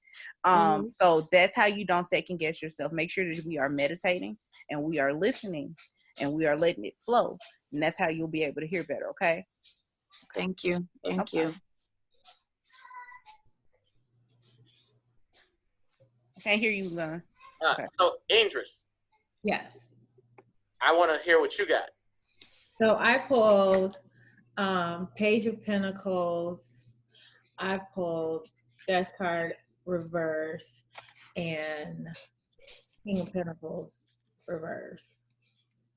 I think Pentacles is saying like I can do it. I can get focused and like yes, proceed, move forward. I get hyper focused anyways on things. The Death card I think was saying to let some old ideas go. Don't get in my own way. But the King of Pentacles is where I'm a little stuck. Because and I unfortunately, I'm sorry, I didn't mean to interrupt, but I have to go Google and find out what these cards mean at this time. And that's fine because I haven't taught the traditional meanings of tarot. You know what I'm saying? So it's totally fine. Your interpretations are correct. Here's where the reading starts to fall apart. So the Prince of Pentacles. So what your ancestors just did for you, and I know that this is your mother. Okay, what she just did is she gave you a card spread when you did those 3 cards. The first card is the is pretty much what it is that you want. The second card is a challenge to getting what you want. I mean, the first card is the problem. The second card is how the problem is showing up in your life or how to address it. And then the final card is the outcome. Okay. So what do you intuit the outcome of the King of Pentacles to be?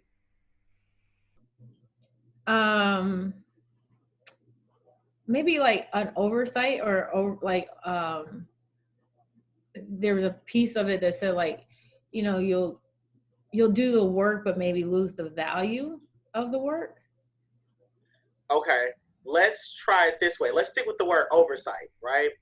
Okay, so let's use, when you all are doing readings, I want you all to start using, start relating the information that you receive in the reading back to your life. So you pulled the Prince of Pentacles. And so this Prince of Pentacles work is talking about you being hyper-focused. And perhaps you being hyper-focused is not so much of a good thing. Maybe it's too extreme. Focus is a good thing. Hyper-focus may be too much. Now, in addition to that, you then pull the Death card, which is talking about letting, you know, it's about killing something off. So you have to kill off those old behaviors. We know that the Prince of Pentacles is an old behavior because it precedes the Death card. So when we think about what happens when you kill off those old behaviors, you become the King of Pentacles, which is you're going to be someone that oversees people's finances. Now, I know that you are a political campaign strategist and a political campaign winner. I also remember you wanting to start your own business, which would be the King of Pentacles. The oversight being where you start your own business and you're the chief of staff in a pocket. I'm your chief of staff in a pocket, right? This is saying that once you are focused in a way, in a healthy and balanced way, I think that it's going to change your perspective of you as a business person. And yes, you get approval to do this work, but it's perhaps the work is about you killing off an old self so that you can become this new person and you can stick to this original goal that you had set up for yourself. I think they're trying to remind you of that in a reading. And I feel like it's your mom. I got that. Definitely got that. I think your name is really, really pretty. First of all. Second of all, I'm going to tell you what I got intuitively out of that. So with the Death card, and I really don't read reversals, but this is what I heard, okay? There are some changes you are avoiding, and because you are avoiding these changes, it is hindering you from reaching the King of Pentacles point, right? Because right now you're the Page of Pentacles, okay? And you're going to stay on this level until you go through what you have to go through. You understand? So you can do the candle work, which is fine. But if you avoid, what did we just say? Faith without works is what? Okay. So if you avoid the necessary changes, the challenges that come through that are meant to change you into what transform you, come on, Death card, you're never going to get to that next level. Okay. So yeah, think about that. Just think about that. But I think you did a really good job interpreting the cards. And again, I'm not saying you're wrong, I'm wrong, or who guns wrong. There's three different interpretations, but it's kind of meaning the same thing. You get what I'm saying?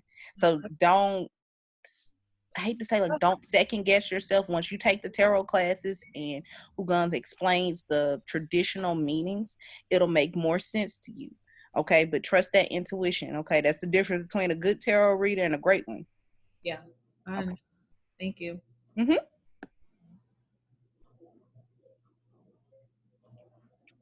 Okay, so Andres, I know you said that help. Are there any new things, any new conclusions or new ideas that you want to share with us? I think that what I have discovered in this past week is that I do trust my intuition. I have a challenge with articulating it and saying it. So I know it here, but how to say it here. And so in the just in understanding, and I think I sent you a note, Hugan, that, you know, it's so awesome to know that like prayer is masculine and it's your outward projection, and meditation is your inner listening of what's being told to you. I don't do a good job of praying. I'm really good at, I wouldn't say really good at, I look forward to meditating. I look forward to my sleep and my slumber, because that's where I think I get all my messages and I trust them. But just being able to articulate, I think is just a place I can work on. So one thing that one thing that I know about you is that you do very well. Like you said, you're the girl that does very well around men. Like you are able to hang out with them, go have drinks with them. They sometimes forget that you're a woman. I think that what helps you to be around men is that men are not particularly intuitive, or they're intuitive, but they don't allow their intuition to be the motivation behind their actions. And so with you, I think that you activate your intuition, but having to be around masculine energies, to be in the arenas that you've had to maneuver through, you can't say everything that you feel. Mm-hmm. You have, in working in politics, it's really, impact is what matters. It doesn't matter your intention, it just matters what you say, even if you don't believe it. Mm-hmm. And so, speaking from the heart is going to be something that during this candle magic ritual, I know that you're going to have to speak from the heart more. I know that magic is going to attack that chakra, and because what I hear you saying is it's easy for me to speak. It's easy for me to be articulate. I'm smart. I got that down pat. But when it comes to saying the things that I know to be true, that's difficult. Not the things that I know that are facts. Facts change. You know, it was a fact back in the 1950s that you need a vagina to be a woman, and in 2020 it's different. But the truth doesn't change. And so, we'll talk a little bit later, but because I don't want to get too deep. But yeah, no, I got you. I totally understand. Thank you for sharing that, for real. Okay, Peach, I want you to help Dr. Proctor, and I'm going to help Aisha. Aisha's working with she has playing cards. So I'm going to help Aisha Mitchell. And Peach, I want you to work with Dr. Proctor. Too easy. I'm ready for you, Dr. P. So I use playing cards as well. And so I was trying to figure out what I should ask for. So I just pulled 3 cards, a King of Clubs, King of Diamonds, and an Ace of Diamonds. And so I was thinking about the Ace of Diamonds as candle work, the Ace of Diamonds as working or serving a spirit. And then every time I do my candle work, I always have to work on setting the intention.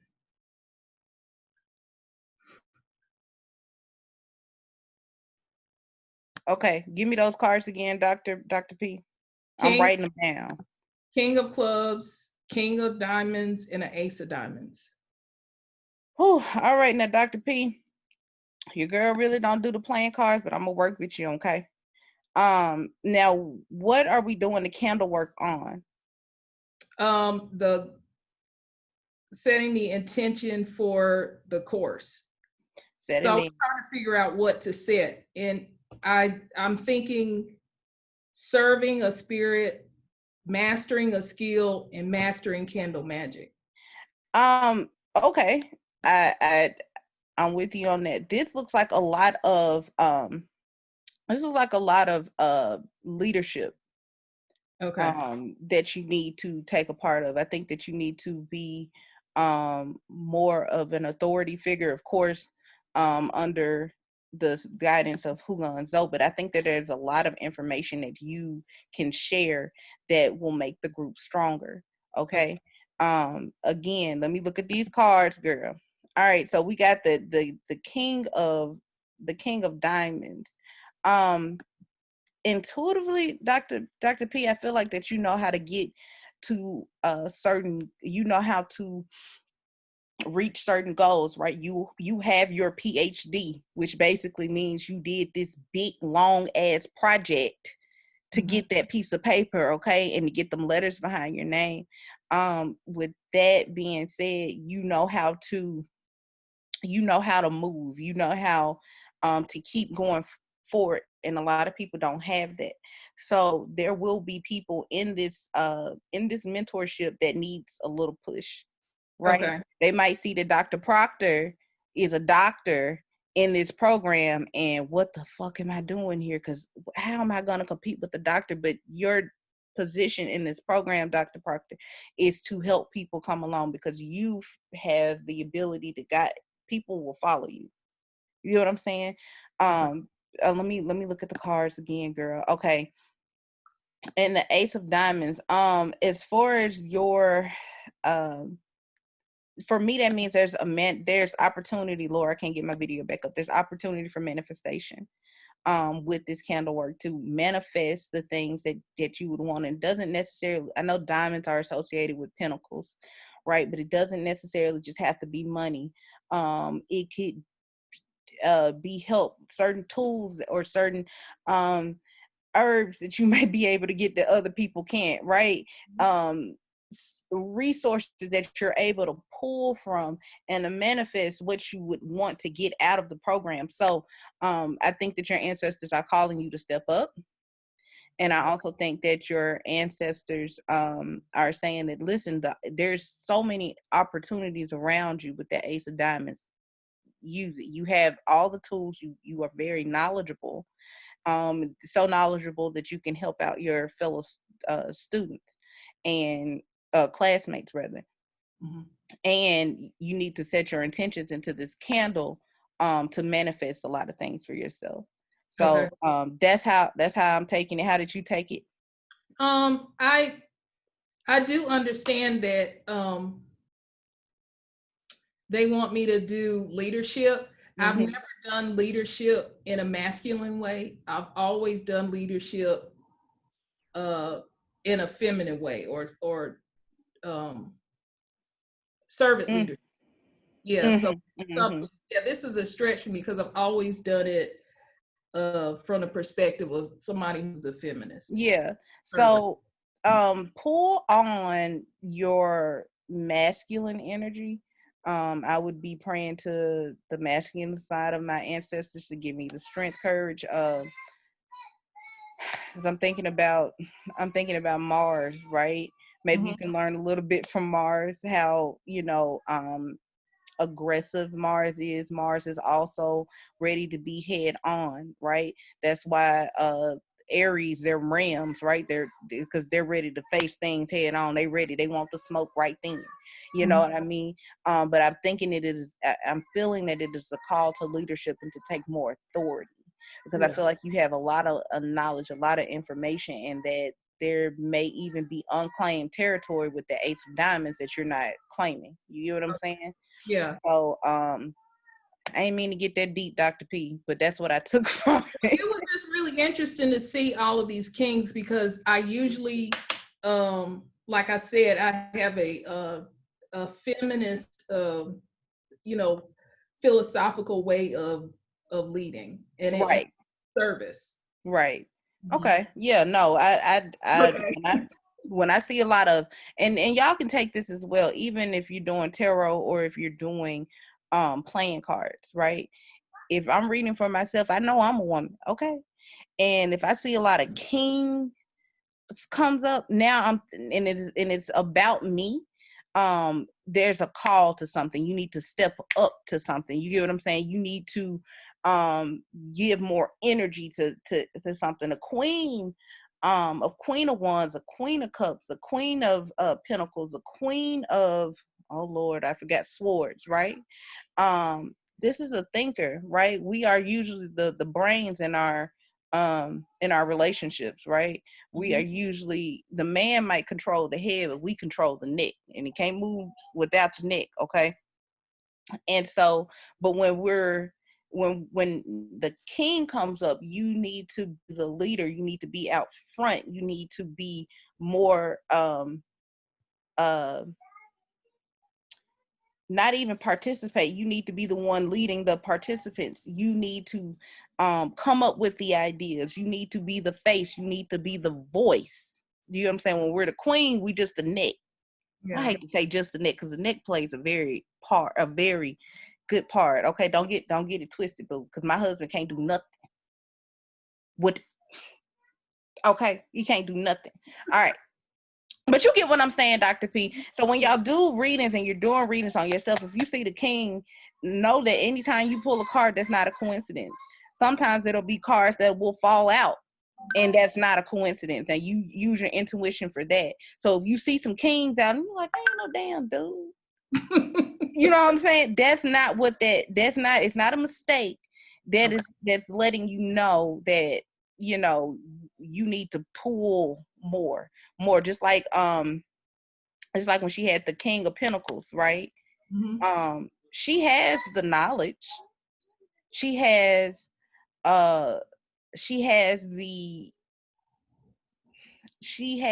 tools, but she needs the determination, and she needs the motivation, right? Because the Death card is and everything that she's going through with that Death card is going to motivate her. Motivation is a hell of a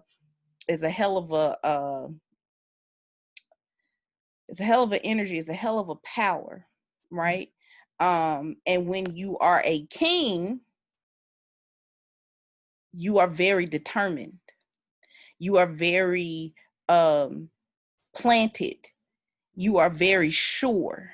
Ain't no ifs, ands, or buts about it. So when you look at kings, I want you guys to think of just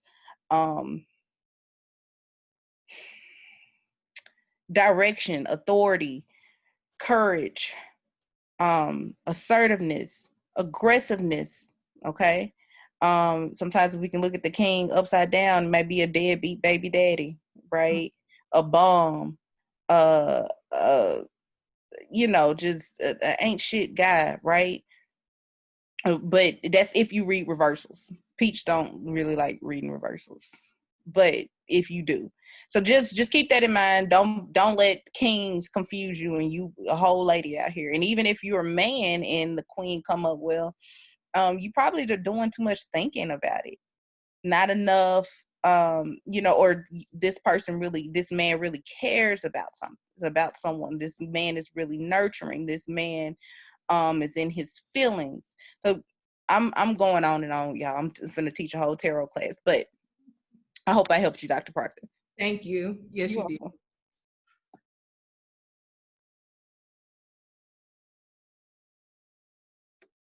Okay.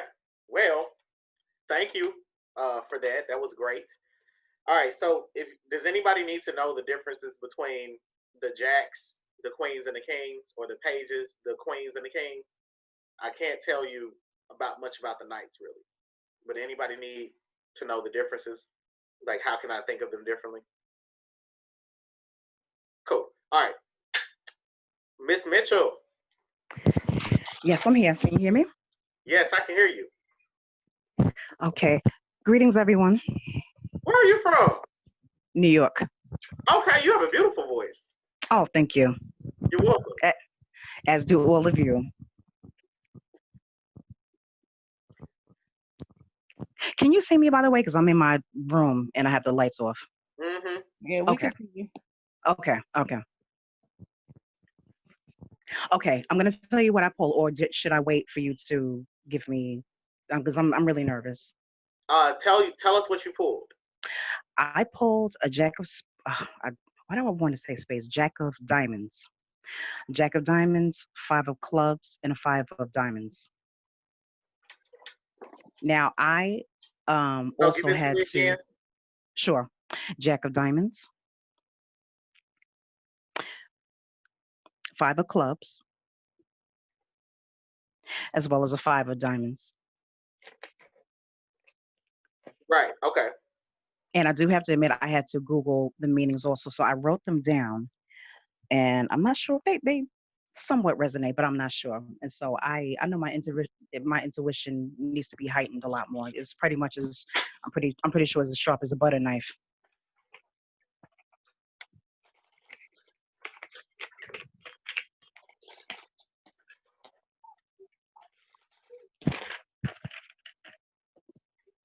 And I will be writing down as you're talking.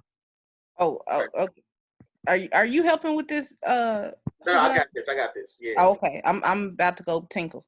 Okay. All right. So I need you to. I can't work with anything until you first tell me what was. So what was the question that you were asking? Yes, because you had told us, wake up. Okay. My question was, well, my intention rather, with regard to this program, I want to attain more spiritual enlightenment. So that's my question is whether or not that's the right way, what I'm supposed to be doing.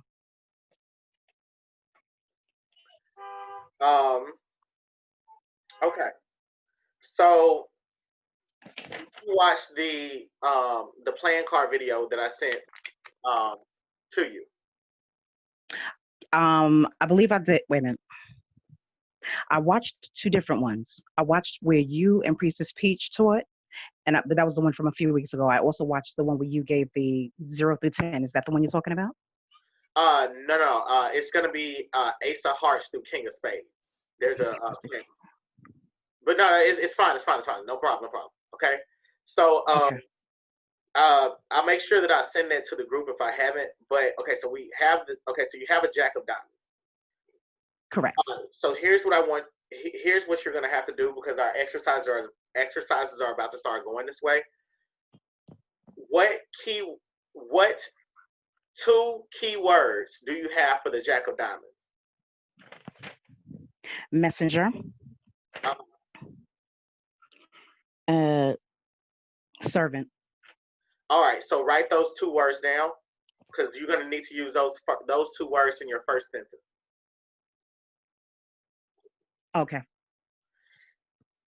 All right. So what are the second two keywords? For the Jack of Diamonds? Right. Oh, I'll see. No. But I think Sorry. For the five of clubs. I'm sorry. Five of clubs. I'm sorry. Yeah. Yes. I figured that. No problem. Okay. To reconciliation. Difficulties.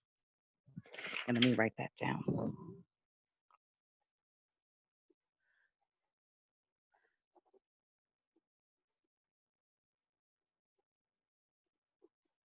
Okay. And then why do you have? And then the five of diamonds. What are those two keywords? Okay. Five of diamonds. Victory.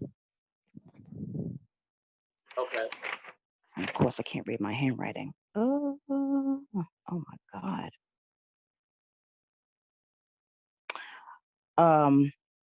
Battle, but this is with regard to winning the victory, winning a major victory in the battle of life. So I guess I would say victory ends battle for my two keywords. Now you need to come up with 3 sentences to describe each card. I mean, 3 sentences, 1 sentence for each card, and that's going to help you with the reading. Mm. So you ask them, can you do this candle magic so that you can increase your receptivity to the information that you're receiving? Okay. Thank you so much. Okay. So I'm sorry. So, for example, well, let me hear you. Let me hear you do the first sentence. One for each card. Okay. Messenger. Are you kidding me with my handwriting? I'm sorry. Messenger. Oh, sorry. I'm sorry. My handwriting. No problem. Oh goodness, terrible.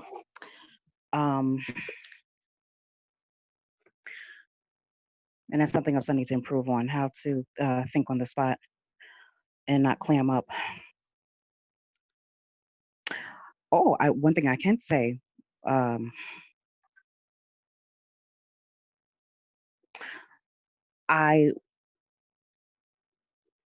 need to possibly learn how to be more of a servant Mm-hmm. with the messenger part. But I want to incorporate my ancestors as my messenger because that's who I order. That's who I order. That's who automatically pops out to me. A message from my information from my messengers is instructing me how to become more of a servant Exactly. because that's actually what I do want to say. Exactly. Exactly. Very good. That's exactly it. That is exactly it. That is exactly it. Lento, did you hear that? I didn't catch that last part. What was said? Never mind. Never mind. I thought you was nodding your head because you heard it. Never mind. Never mind. Oh, I'm typing and I'm looking at meanings while I'm trying to listen. And Oh, my bad. My bad. She was yeah, saying that was that okay. she was saying that her ancestors are telling her are coming through as the messenger, or they're the mess. They're her messengers, and they're telling her to be more of a servant. Oh, okay. Do you agree with that? No, I definitely agree with that. That makes sense. All right. So, what about the 5 of clubs? Okay, 5 of clubs. 5 of clubs. Oh, reconciliation difficulties. Reconciliation difficulties. Oh, I know exactly what I can say because it's about me being self-defeatist. I will have to uh, reconciliation difficulties. I will have to facilitate a reconciliation with myself because I know that I have a few difficulties in my life that I need to address.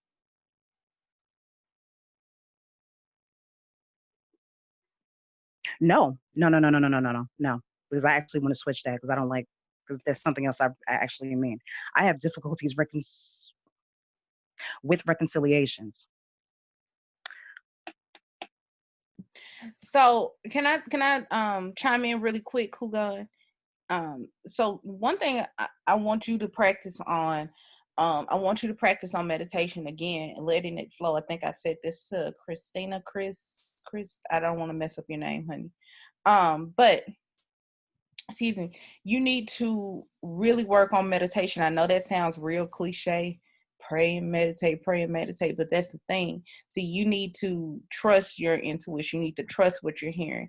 And I think that one, you're nervous, and that's okay. We're used to clients being nervous or students being nervous, but two, you need to be confident in it. And how do you be confident in the message that you're hearing? Well, when you're tapped in, when you're tuned in, you know when it's spirit and when it's your own ego, when it's your voice talking, right? So if you have not gotten an ancestral life path reading already, I suggest that you get one because it's going to put you on a prayer meditation regimen. And when you follow this prayer meditation regimen, you would need to do it, I would say, for the duration of the course. It is going to give you clarity. Okay. Also, read Tapping the Power Within. You would want to practice. She has a ritual where she blesses her and cleanses her eyes. Okay. You may want to do something with your ears. You may want to clean your ears in the morning spiritually so that you are able to hear spirit. Okay. Because that's the thing with intuition. You don't need to second guess yourself.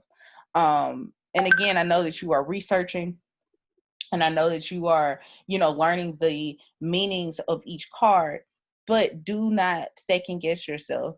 Listen, feel it. Sometimes people feel their intuition, right? What did you feel your intuition say? Don't second guess that. I don't care that it may not make sense to me. That is what I'm here for. I'm here to help it make sense. I'm here to help your intuition make sense, right? That's what Hugan is here. So it might not make sense. Again, if you got to start off with one word, You know, if you saw that first card and you heard money, okay, write down money. The next thing you heard was freaking furniture, write down furniture. It might not make sense, but it will, and you have to keep practicing. You get what I'm saying? And Yes. as you learn the definitions and the traditional meanings of words for those cards, then it will help you give your intuition a better vocabulary. You know what I'm saying? Okay, and that's all I Yes. wanted to say, Hugon. Thank you so much. No problem. Because that is my issue. I have to I have to trust my intuition, and that is the biggest issue that I have to get over. I have to sit still because I have OCD, ADD, and all that stuff. I need to get over because otherwise I know I'm not going to be able to progress. Yeah. Yes, Dr. Proctor. I just wanted to add my 2 cents and say that it's very interesting that you have 2 5s. And what I see is that you're going to be able to manifest through crisis, because the Black 5s are like, you know, the wisdom of divine justice. Judgment. And the reds are about the wisdom of divine justice. But both of those together show that you can manifest through chaos. And it was interesting that you brought up all the things that detract from your focus, because even with those things going on, it still seems like your spiritual work is going to work. That Jack of Diamonds, it's talking about, you know, people feeling worthy when they're around you. You know, he's a salesman because the people that come around him, he makes them feel like they're worth his time. So I see service, I see making other people feel worthy, and 2 cards saying that even with you struggling with focus, you're still going to be able to manifest. Thank you so much, Dr. Proctor. Mm-hmm. Okay. All right. So we have you still at the second card, where you have 2 vocabulary words: reconciliation and difficulties. And we're still trying to figure out the other 66% of this message. We know that we know that there's a message from your ancestors. We know that you're supposed to be a servant. But what else do we need to know?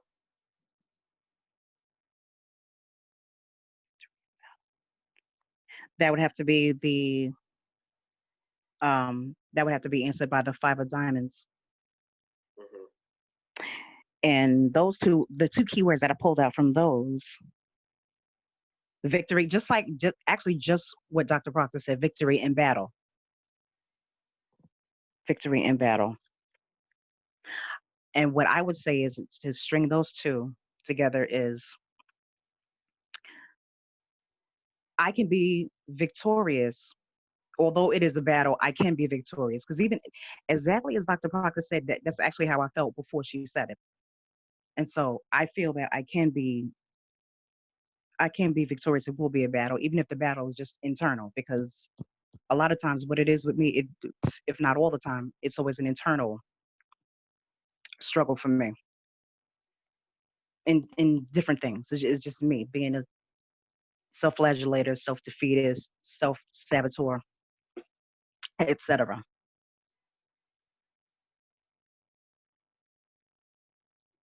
Okay, so now what I want you to do is I want you to give us the entire reading. Read all 3 cards together as an entire story.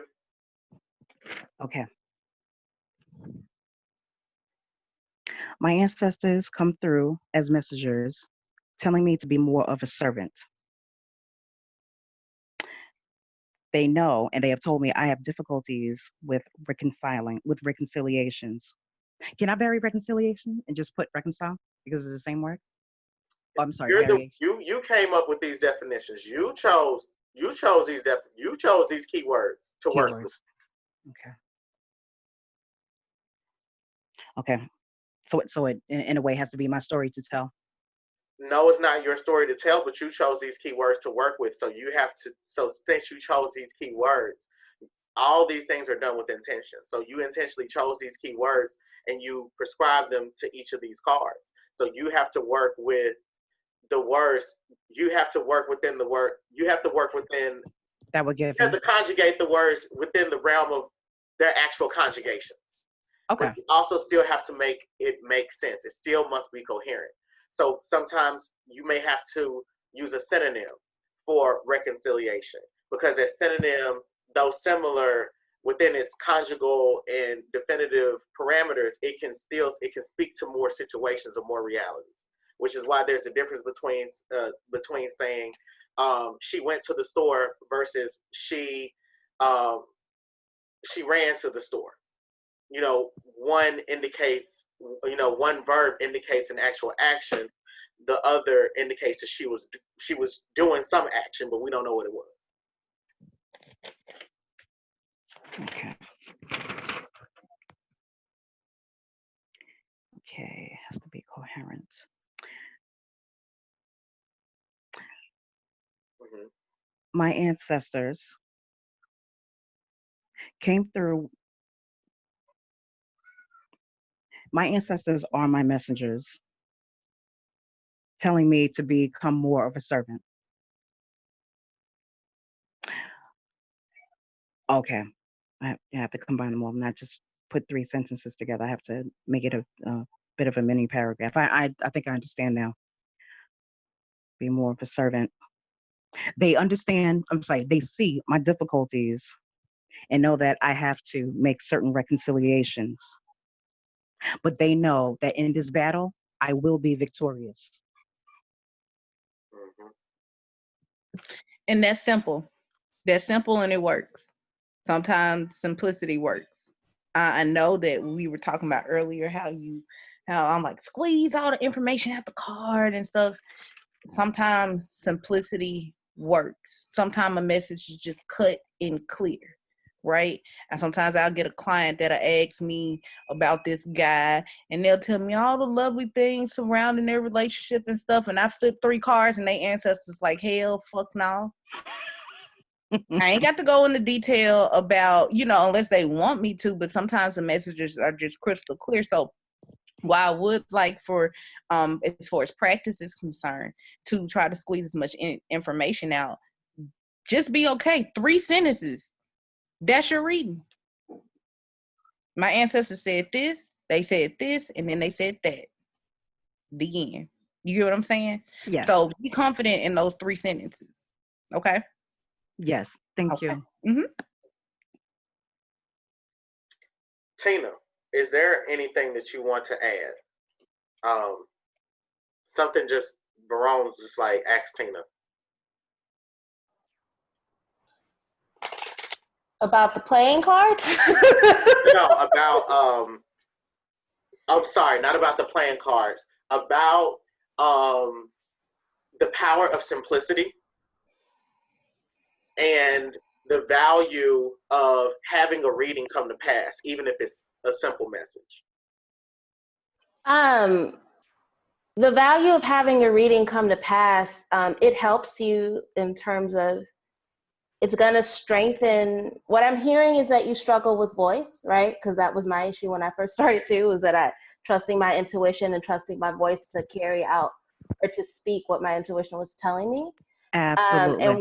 And once you start to see things come to pass from your readings, that's going to lighten up a lot. That's going to go away. So that's part of the value in it, is that having that confirmation means a lot in terms of you being able to trust your own voice in doing this work. So. Thank you. Thank you for that, Tina. Okay, so let's go through the rest of the ritual. Okay, so now we use our divination. Okay, we all got approval to do our work, right?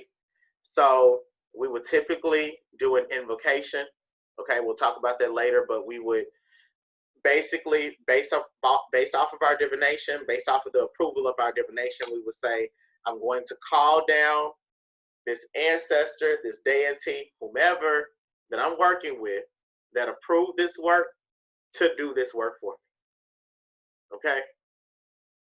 So I'm going to I'm going to call down Baron Samdi, and I'm going to ask him to do this work for me at this table. Okay? So typically I will open with a prayer. However, I'm going to open with burning sage. Okay, we're going to burn sage. I'm burning sage because we know that the smoke has antibacterial properties, allegedly. I'm saying allegedly because scientific studies do not support that this has antibacterial properties, but I'm burning sage simply because it's known to cleanse the spirits that are present in a place. I will open the window soon, but I'm pretty much just rotating this in a circular motion. I'm not going to do this any particular amount of times. I'm just doing it until I feel like it stops looking cool. And if you, I know he's using sage, but again, you would want to use the incense that corresponds with your magic. So if I am doing a money ritual, right, I'm going to get money incense. I'm going to get like patchouli. There's a incense that says like calling money. You damn real I'm calling money, okay? If I'm looking, and then also like if you're in the store and they ain't got nothing but about money, but if you know that they have an herb that is green is good for money as well.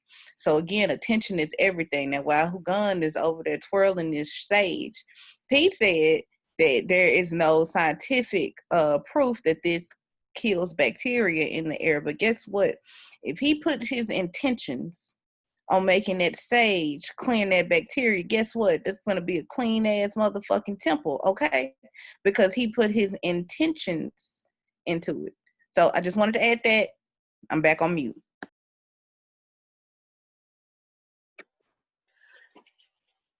Let me open up this window so I can let these demons out of here.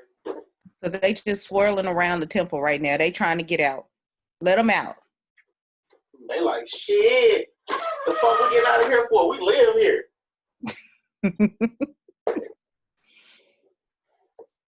But anyway, okay, so I've saged this place. Look, I don't really use sage because, but anyway, it's whatever, okay? So one thing that I want to add is that even though sage may not kill the bacteria in the air, it can still kill the spirit of the fucking bacteria, okay? So that's what matters. When we have to think about disease, the probability of catching a cold and why some people get sick and other people don't, you know, there is a science behind it, but sometimes, you know, you also want to set your intention to do certain things in a certain way. Ain't no COVID in here. All right, so the next thing that I would typically do is that I would get a placemat, which would be maybe a sheet of construction paper, a cloth of some sort, in the color of the ritual that I want to perform. Because I want to perform a prosperity ritual, I would typically get a green placemat. I don't have one, or a green towel. I don't have really anything green right now other than one of these green pillows from my couch. But either way, I would have that, and then I would also write down on a sheet of paper. I would take a white sheet of paper. Take one from my portfolio.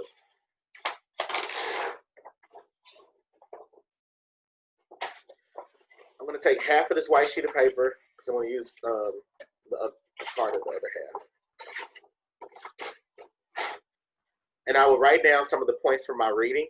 So I might write down the entire reading, because this is going to help you to remember the intentions behind your magic.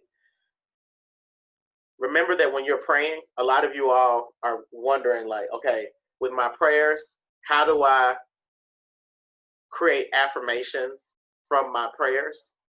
Your reading. How do I fill out that why in that pray? You want to use these bullet points from your reading and then craft your prayer because that's what's been promised to you.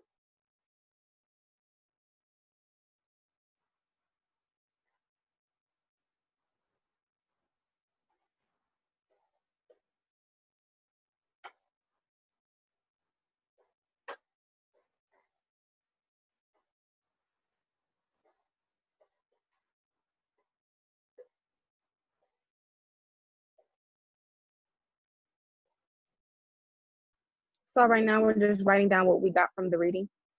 Yeah, we're just gonna write down. Sorry, we're just gonna write down what we got from the reading. Thank you. Yeah, we're gonna write down what we got from the reading on a sheet of paper.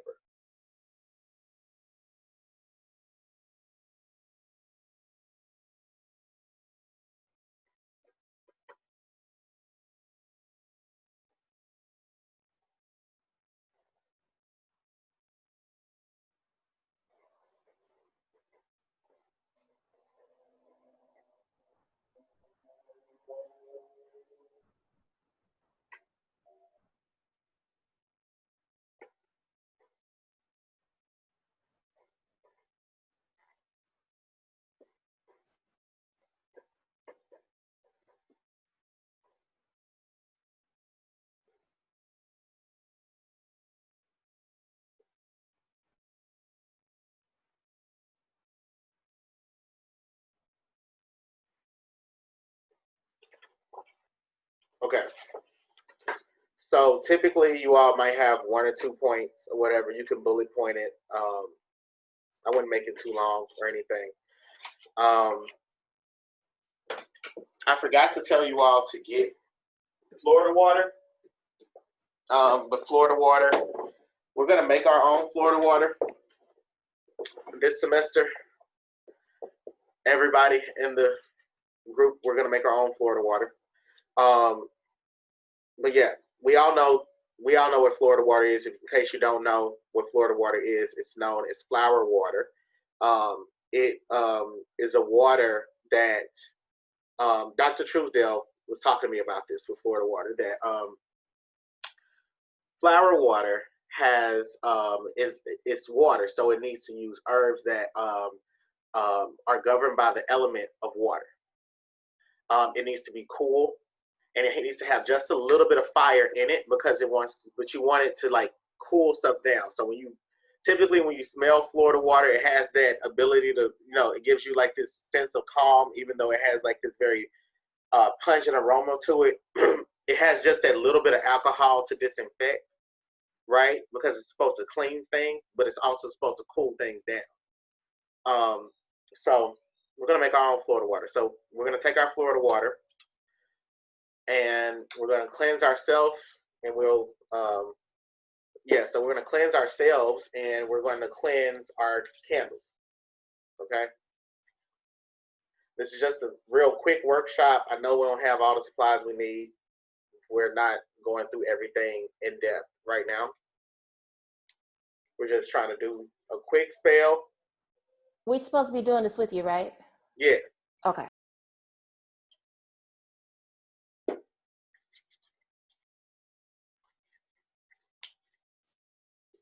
This is just a quick test run, y'all.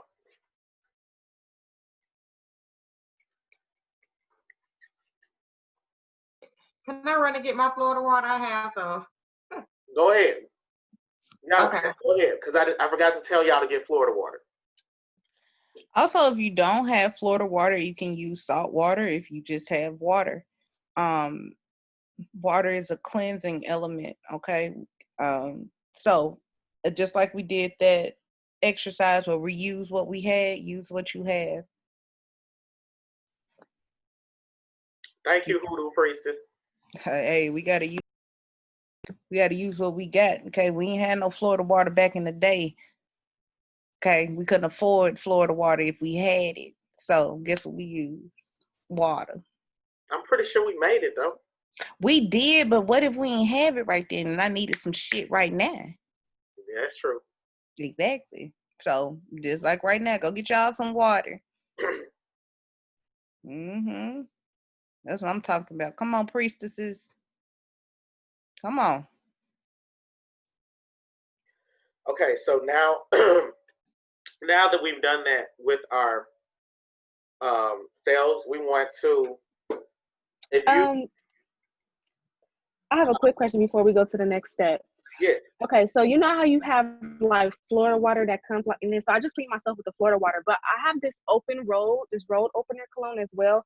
Since my intentions is about manifesting money, can I clean my candle with this, or Um, just clean it with the Florida water? that road opening cologne is not intended to be a cleanser though. So you can't, Okay, I get what you're saying. you know what I'm saying? You can't, I don't want you all to get into the habit of repurposing things that are already made by people for other things. Mm-hmm. Because, Okay. oh shit. Hold on 1 second.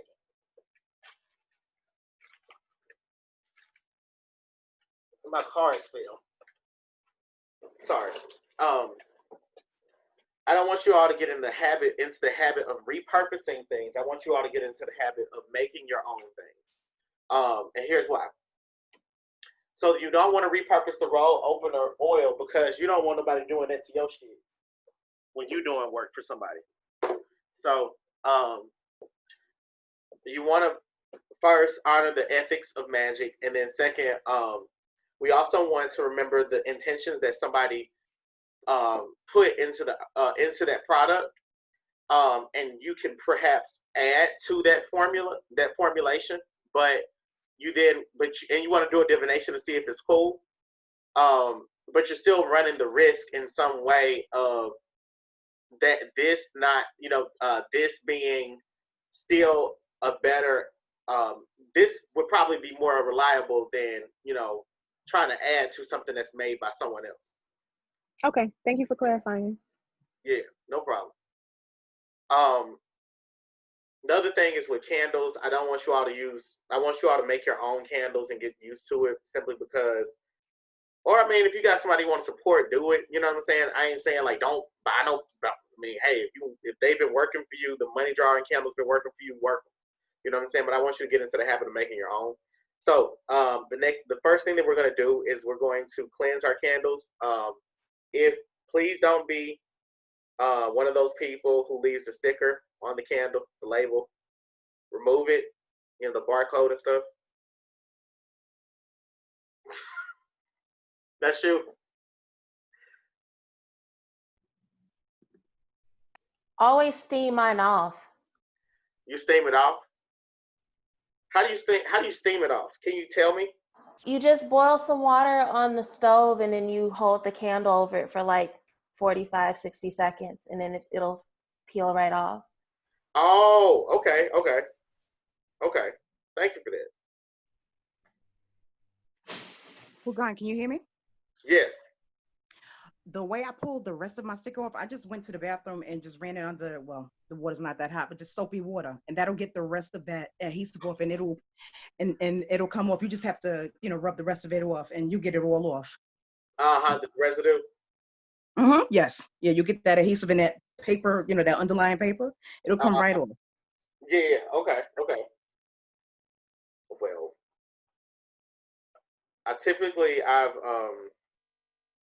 I will wash my candles with water, but just for this particular exercise, we're just gonna rub it off with this Florida water.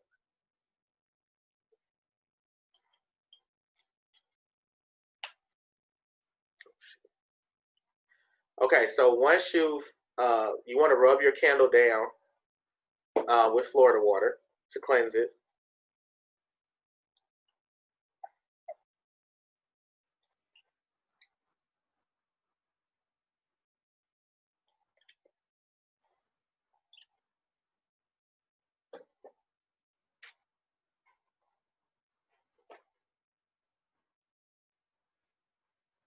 And make sure to cleanse the inner rim too.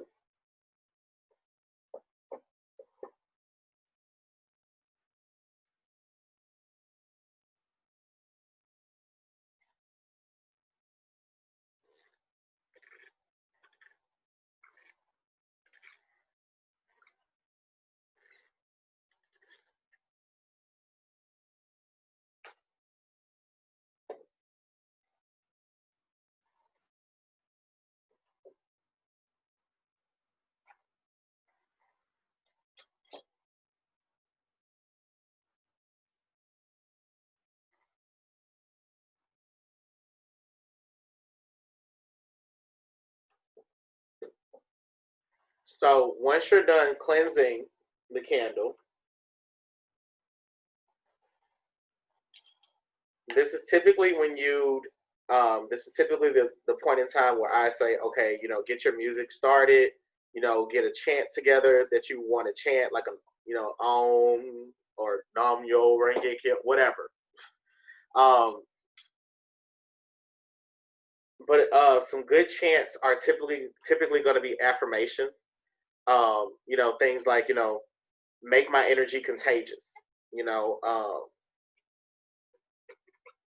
and you want to repeatedly chant that intention or play music that embodies your intentions while you prep the spell.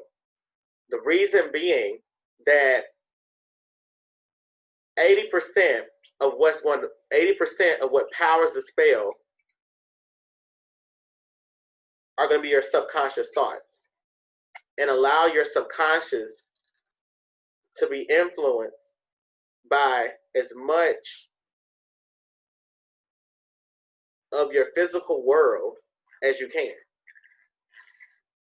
Can I interject, Hugan, while I'm pausing eating?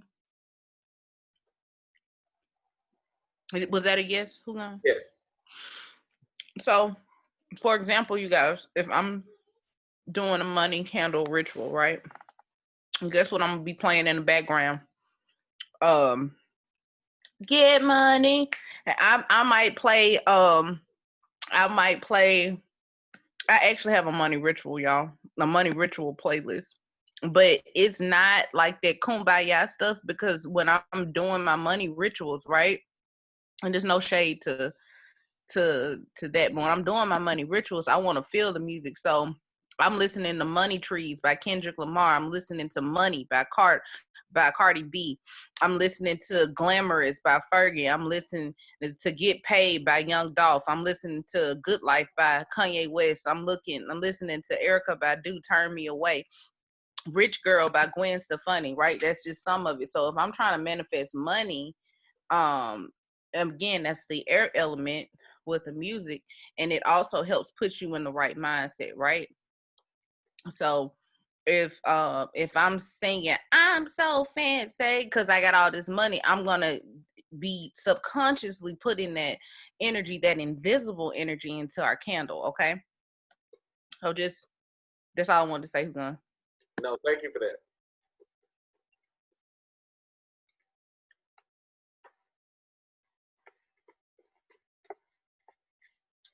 Thank you for that. So, now that you've gotten your chant together, you want to choose a sigil and a song. Okay? That's why you have the Sharpie. Okay? You have the Sharpie because you're going to take the Sharpie and write what you want on the candle. Okay? If you are like me and you like to craft and shit a little bit, then you're going to use a glue gun and letters. I ain't got my damn glue gun. I got my Gorilla Glue today. I came prepared today, bitch, because my glue gun was fucked up in that last ritual. But I got it today. Well, When we are carving or writing on our candle, let's think about that we're giving a tattoo to our candle, right? Artwork,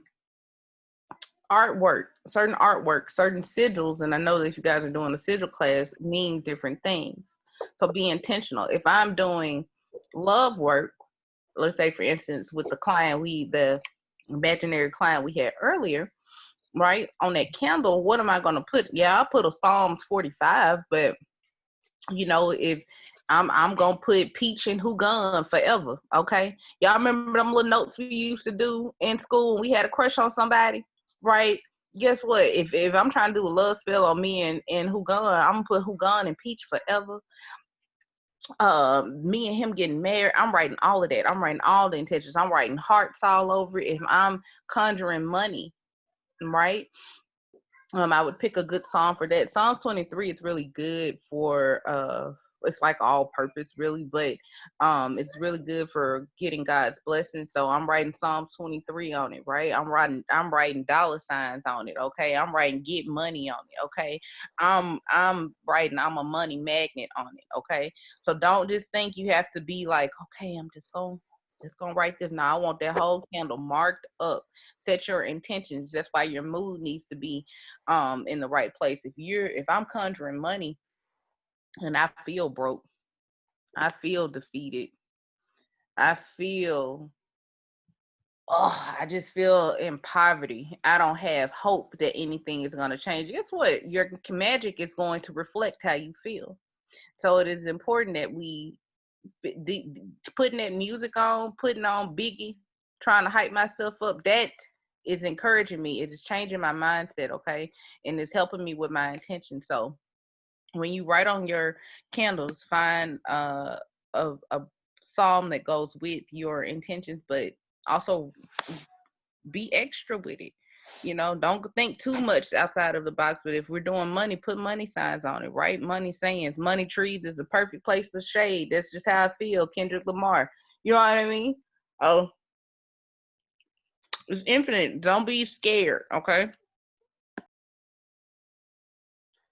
The other thing is if you're crafting like me, where I'm crafting my candle to say the word money on it, I'm speaking to each letter and I'm telling each letter that it's supposed to make money for me.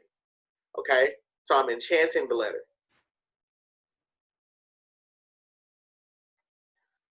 This gets sophisticated when you're given passwords to do your enchanting with, or you know how to use a certain sigil or a veve.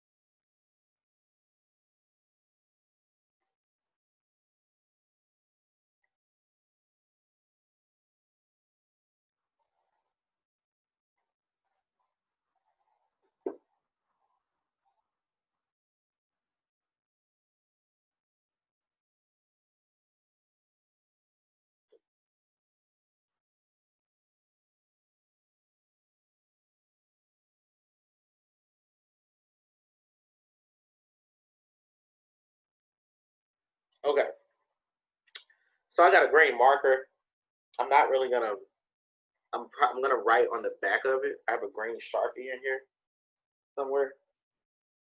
Um, and I was gonna write on the back of mine, but I forgot what I did with my Sharpie. Either way, um, are you all done writing on your candles, or y'all need more time?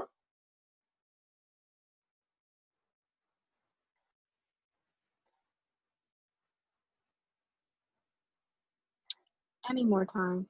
Yeah, I think like 2 more minutes. So, Okay. I mean, we're doing everything right now, right? Like crafting it and everything right now. You don't have to craft it right now. I mean, you can if you want to, if you have enough time. You know what I'm saying? But I'm just doing this. Like, I might just Okay. one or two bullet points, but yeah, like maybe let's give it another, like, would you all say, 5 minutes? Is that too long?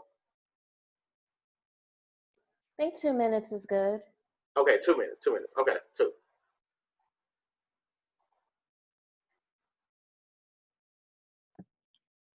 While y'all doing that, let me also add this. Visualization is a great form of manifestation, right? So I'm gonna use the money example.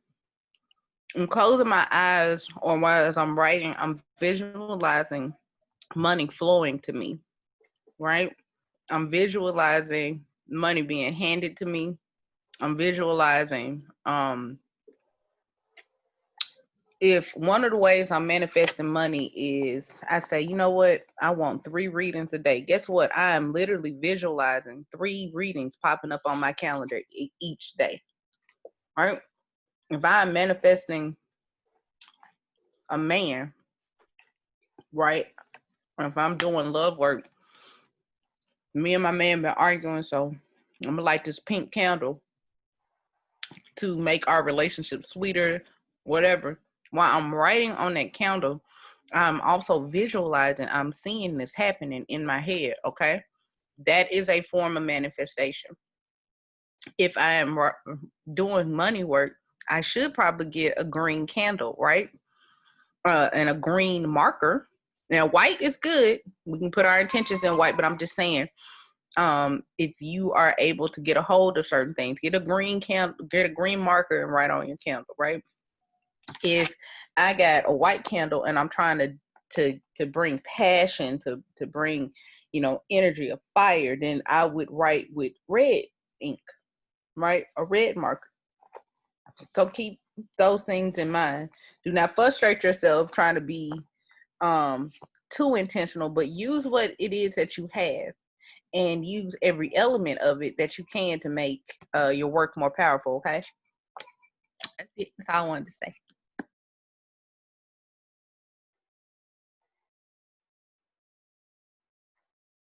Thank you for that.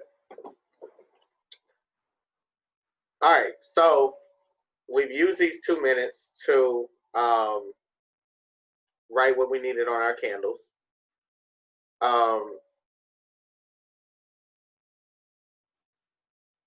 Now, with your herbs, what you want to do with those herbs is now you want to work on enchanting your herbs, okay? Now, enchanting your herbs, again, we're just running through this because we're just running through these things really quickly. Enchanting your herbs means speaking commands to them, okay? So speaking a command to an herb means that you have to know what this herb can actually do. So from the list of herbs that I gave you all, you know those herbs can help you conjure money. So you tell those herbs that you need them to make you some money.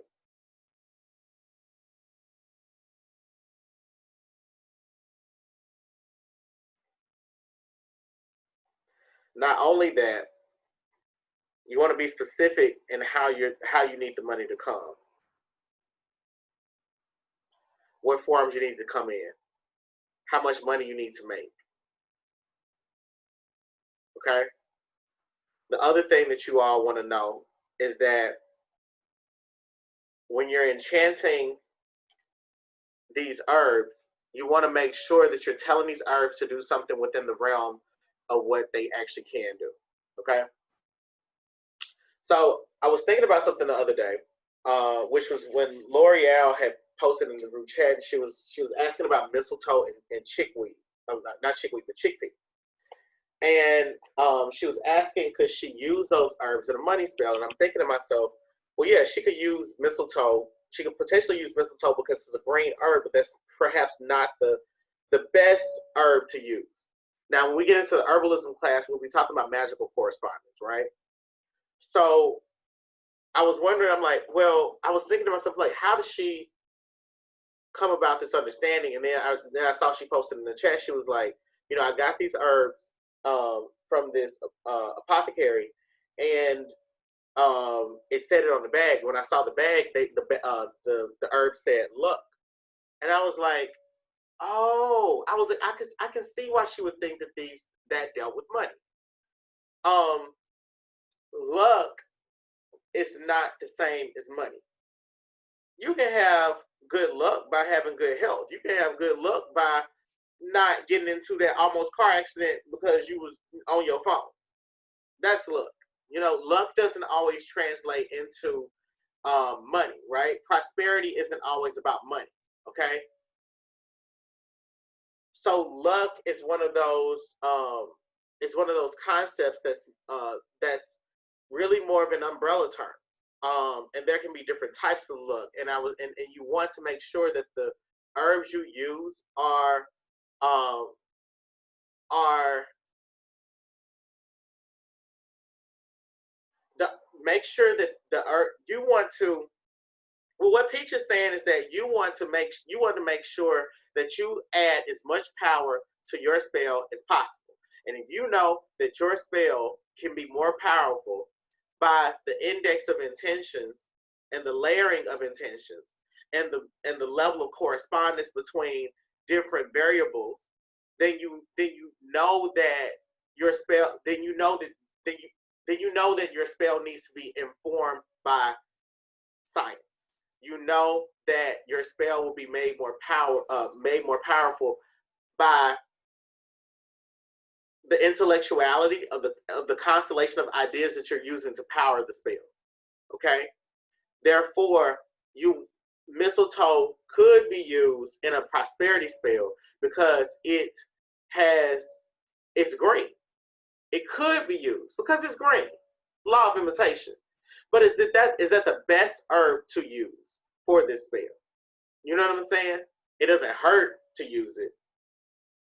It's not really within the realm of its abilities, but if that's all you got to use that mistletoe until you can actually get some bang.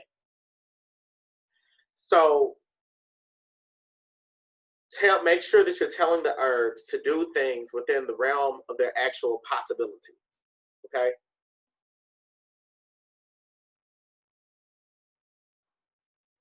Now, the next thing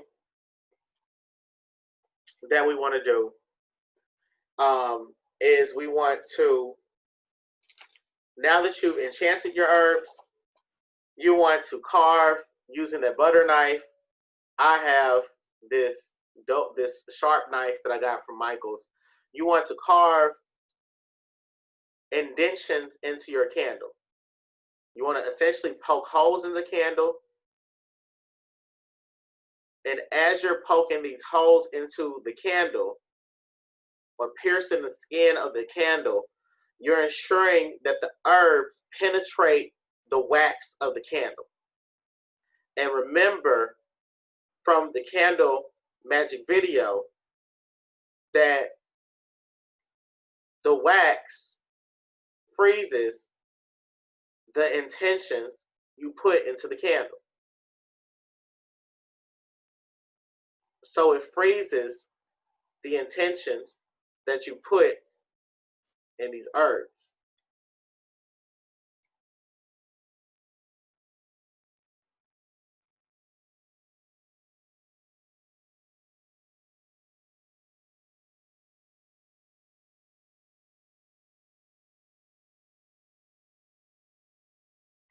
The other reason that you're carving into the candle is because it allows you a little bit more room to pack the candle with herbs. But you don't want to use a lot of herb. You don't want to use a lot of herb. You don't want to use a lot of oil because people will say, well, my candle's burning black. Well, yeah, it's supposed to burn black.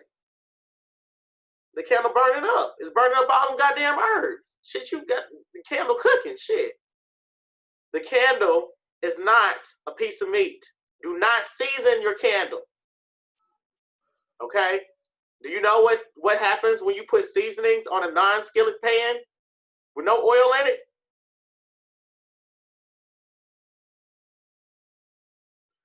That's what's going to happen to your candles.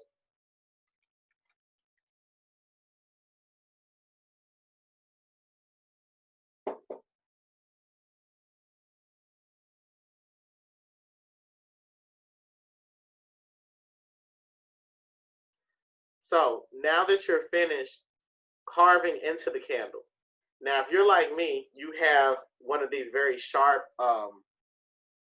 scalpels. You may end up like writing, carving a prayer, like, psalm, whatever, a sigil.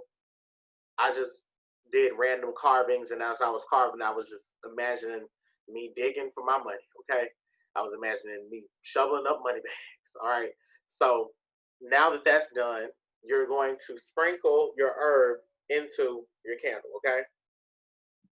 I thought we're not gonna enchant it. We not gonna enchant the herbs first, or do you do it after you put it in your candle? We've Put it already on. enchanted the herbs. Oh shit, my bad. I was eating. No, you fine. Okay.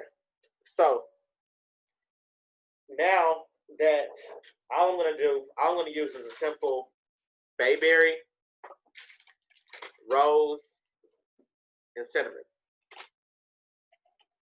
I'm using cinnamon because cinnamon is known to speed magic up, make things happen quickly.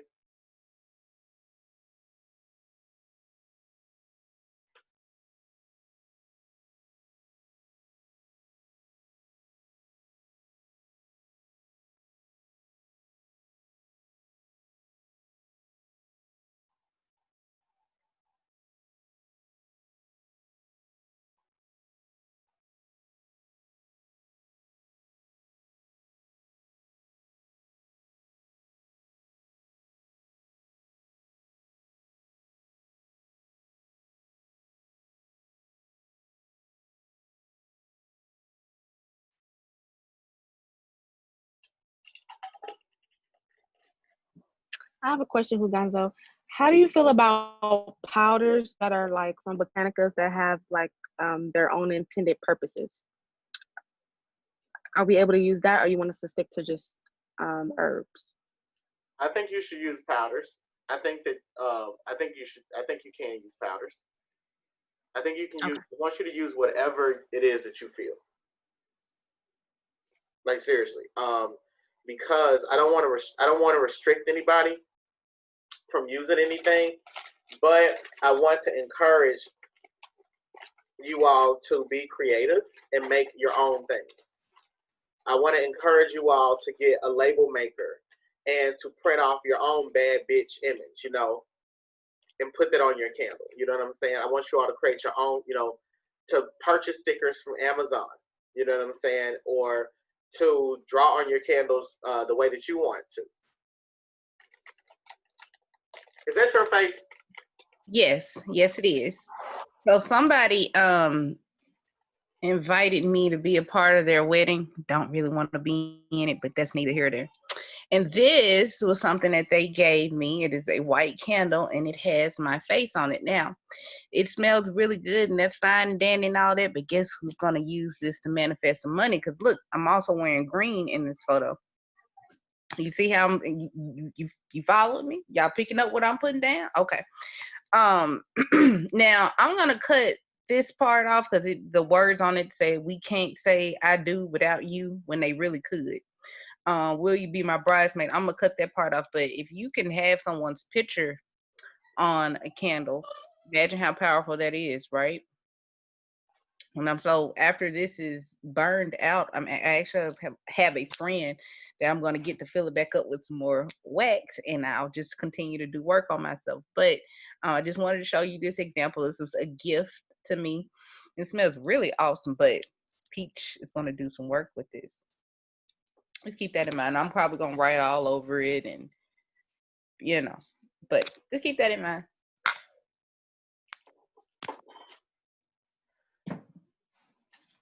So the reason that I added rose, I think I need to explain this, is because one, I want it to be cute. Two, I want it to be a little bit defiant. And three, I'm going to use rose because I need to, whatever it is that I'm doing, I need to love what I'm doing. Okay. And not only do I want this money to come to me quickly, I also know that one thing that ends up happening is that sometimes what's always being attacked is my passion, and I'm not as active as I need to be, or I am doing things that are, I'm helping people rather than like trying to get myself ahead. So I'm trying to learn how to balance between the two, how to be there, how to be available, how to be more available, in a more impactful capacity, things like that. So that's why I added that. But right now, I'm just talking to my candle. I'm speaking my intentions into it. Are you all still dressing you all's candles? Do you all need more time? 2 more minutes?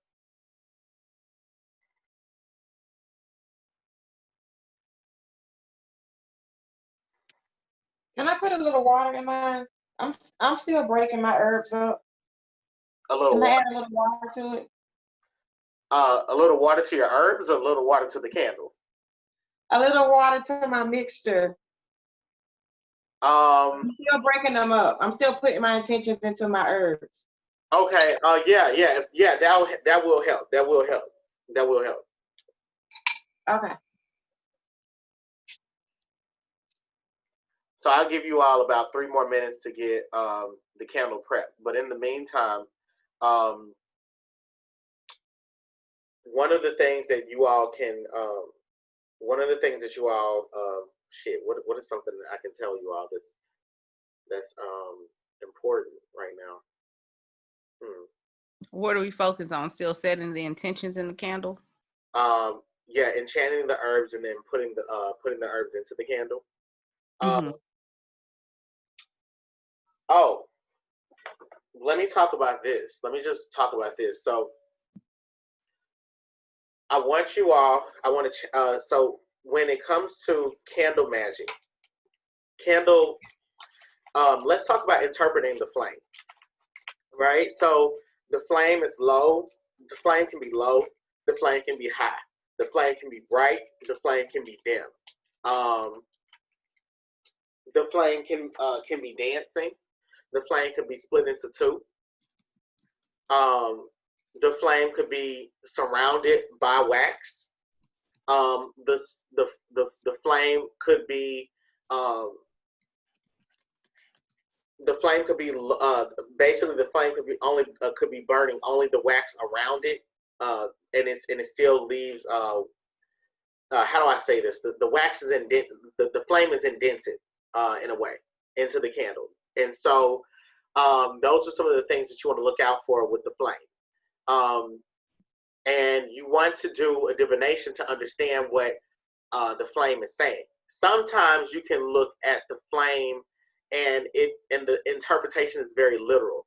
The flame is very tall, so it's like this is a tall order. It's like there's a lot of energy that's being put into this work to get it done. There's a lot of there are many resources being sent from the heavens down to the physical plane to make this manifest. It could be short, meaning that it's going to take a short amount of time for it to get here. It's short because you're not doing enough. You're not doing enough work towards this particular goal. The flame could be the entire candle flame could be burning. It could look like the flame is sitting in a pool of wax.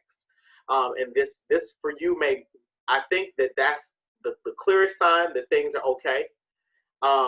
I would say if you know that you're putting herbs into a candle and the flame starts burning black around the rim, that's totally fine.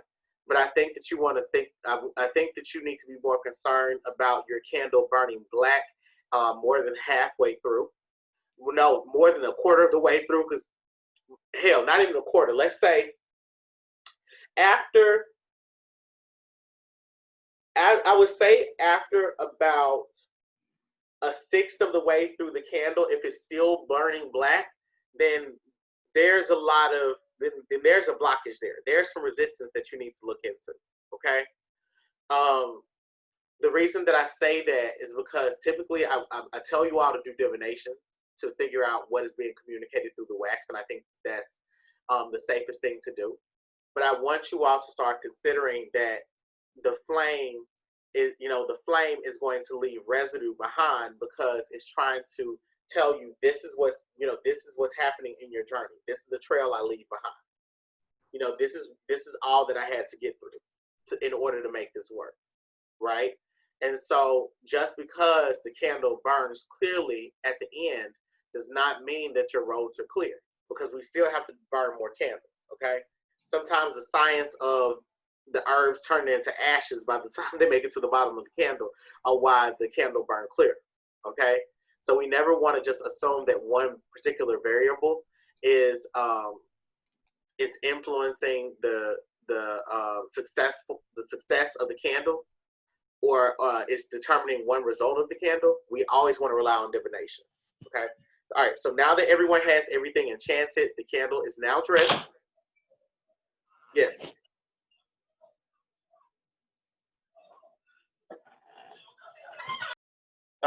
So now that the candle is dressed and we have everything enchanted, we want to do a divination to see if our work is accepted. Okay, so do a 3-card divination to see if you did this work correctly.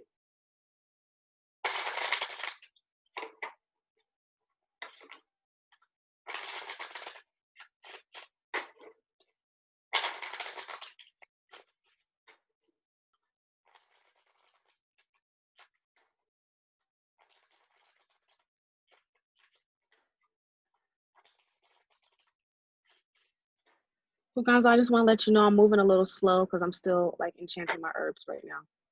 Okay, no problem, no problem.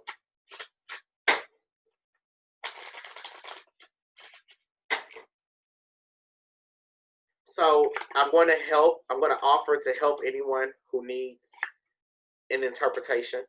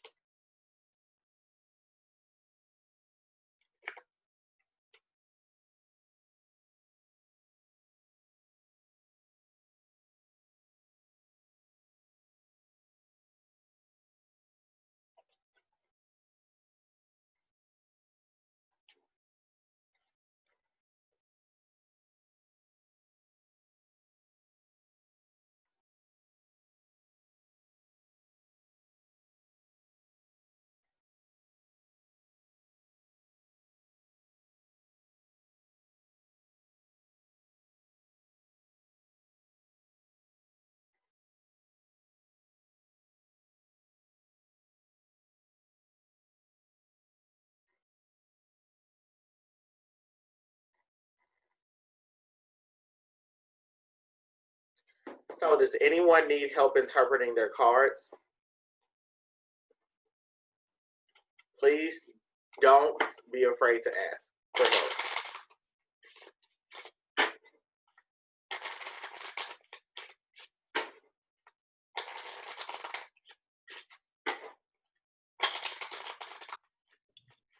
Hugonzo? Yes, Can you sir. hear me? I can. All right. So I pulled a queen of heart, a king of hearts, and a 7 of hearts. So I'm working off of a kind of a chart here. So bear with me. For the queen of heart, I got emotional dependency. So what I interpret from the queen of heart is that I need to work on centering myself emotionally. With the king of hearts is I need to work on being more patient with myself during the ritual, the candle ritual. And the last card was the 7 of hearts, which says I need to have a stronger belief in myself. The what I use to for my candle work is can you see it? I use cinnamon. I use I used rosemary, and I also used right here. I used some peppermint essential oil, if everybody could see that. But yeah, that's what I did, and that was the question that I asked in the divination, and kind of what my intention is to advancement in my career, and yeah, how could I be more, that's what I want my intention to be. It's focused on mostly career advancement and bringing more money to myself as far as business with the work that I do. That's all I got. All right, so give me the cards one more time. You got the queen of hearts, So I got the queen of hearts, I got the king of hearts, and I also got the 7 of hearts. Okay, so there's a lot of okay, so this reading, okay, so I want you to redo the reading, and I want you to ask, did you do the spell correctly? Okay, let me see.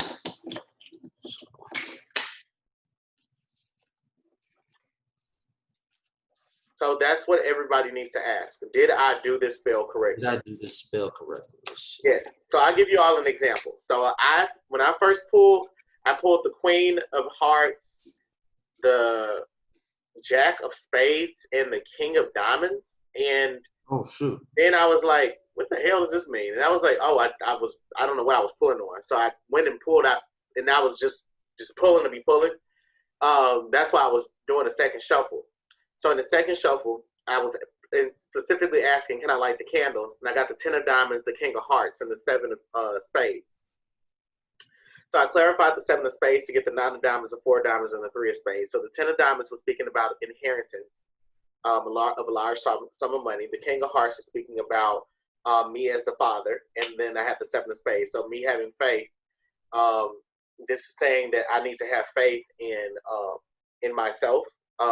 Basically, I'm hyper focused on my mentorship, and I think that other parts of my business is suffering, such as like the YouTube, because I have the 9 of diamonds, the 4 of diamonds, and the 3 of spades, which is talking about me acquiring the financial stability that I want by putting forth a huge amount of energy towards working 2 jobs, which would be the 3 of spades. So that's basically them saying like, yes, I get approval to do the candle like as is, but still this is what I need to work on. So let me hear what you have now. So I pulled the second pull was a King of Spades, Jack of Diamonds, and 10 of Clubs, which for me, my King of Spades represents, King of Spades represents introspective, ethical communicator. For my Jack of Spades, my Jack of Diamonds, a reliable, hardworking, quiet. There's a lot of hidden depth, so there's a lot of layers to my personality that I probably need to explore a lot deeper. With the 10 of Clubs, I got, it means that I'm carrying a lot of burdens right now. I'm carrying a lot of debt, responsibilities on my shoulders. In my career field, there's a lot of responsibilities, there's a lot of rules, and there's a lot of expectations on me as, the field that I'm working in currently. So, yeah, that's all I got, Uganzo.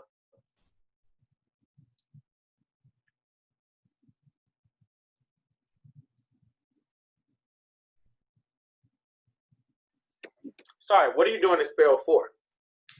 Success in my career and advancement in my career, because I'm at certain points right now that I have to advance. So that's what it's for. It's for career advancement and success. Okay.